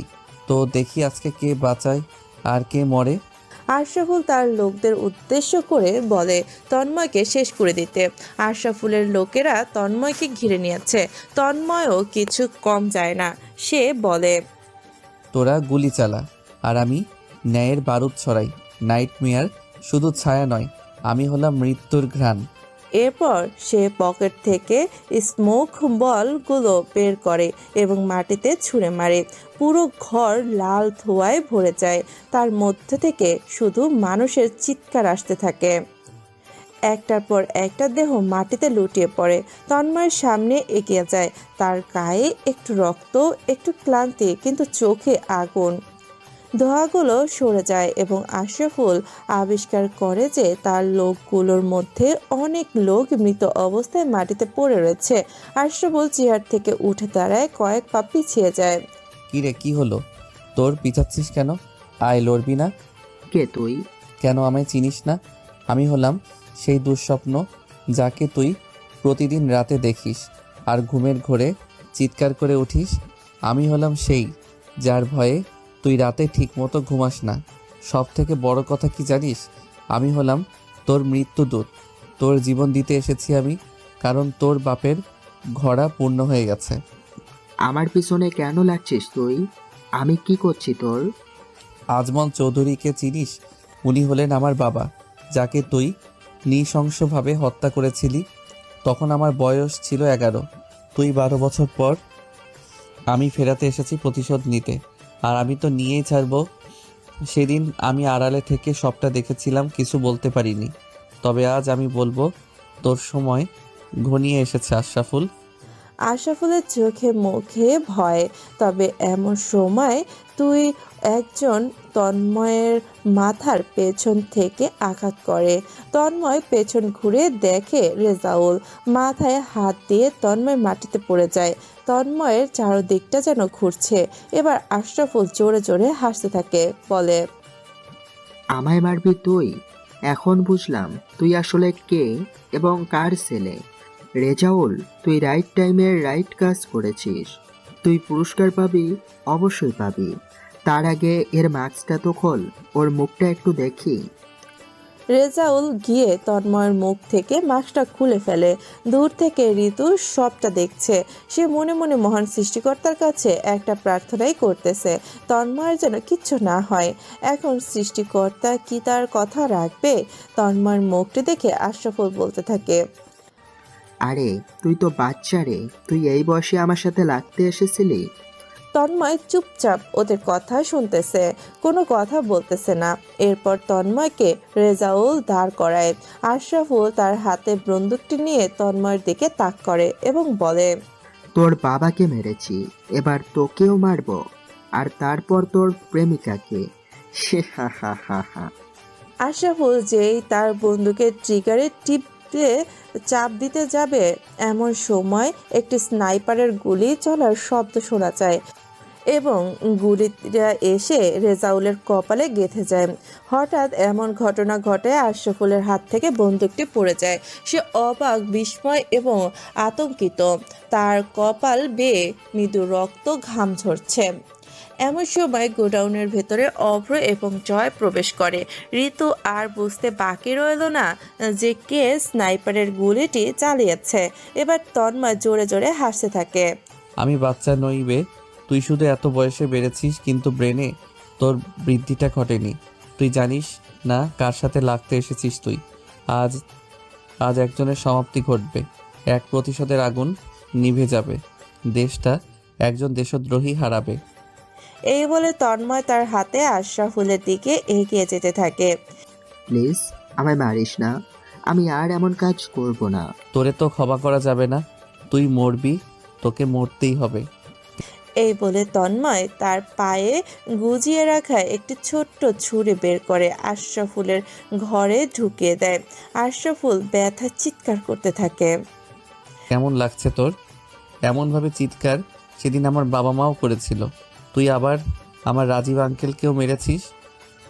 মানে তুই নিজেকে কি ভাবতি যে তোর উপরে কেউ নেই? একটা কথা মনে রাখিস যে বাপেরও বাপ থাকে। এই বলে তন্ময় তার বন্দুকটি আশরাফুলের দিকে তাক করে এবং চোখ বন্ধ করে গুলি চালাতে থাকে বুলেট শেষ না হওয়া পর্যন্ত। তন্ময় বন্দুকের 6টা বুলেট আশরাফুলের বুকে বিঁধে যায়। ঘাড়ে ছুরি ঢোকানোর অবস্থায় গুলির আঘাতে ঝাঁঝরা হয়ে বুক দিয়ে মৃত্যুবরণ করে আশরাফুল। আজ সমাপ্তি ঘটল এক কালো অধ্যায়ের, যে অধ্যায় এটা ইতিহাসের বুকে একটা কালো অন্ধকার ধরে রেখেছিল। বাবার মৃত্যুর প্রতিশোধ নিল একটি ছেলে। বাবার দেশপ্রেমকে আদর্শ মেনে দেশের সন্ত্রাসকে দমন করলো সে। এমন একজন মানুষকে সে দেশ থেকে, দুনিয়া থেকে সরিয়েছে যে কিনা এমন কোনো অবৈধ কাজকর্ম নেই যে করেনি। নারী পাচার থেকে শুরু করে ড্রাগস, অস্ত্র স্মাগলিং সব করেছে। এরই মধ্যে দিয়ে শেষ হলো এক প্রলয়ের। জয় গিয়ে ঋতুর হাতের বাঁধন খুলে দেয়। ঋতু দৌড়ে তন্ময়কে এসে জড়িয়ে ধরে। ঋতু কান্না করে দেয়। অবশেষে এসব শেষ হলো, আমাদের জীবন থেকে একটা বড় বোঝা নেমে গেল। এখন শুরু হবে এক নতুন অধ্যায়ের। তন্ময় ঋতুর ঠোঁটে নিচে ঠোঁট মিশিয়ে দেয়। আর একটি প্রতিবাদের গল্প, আরও একটি প্রতিশোধের গল্প এখানেই সমাপ্ত হয়।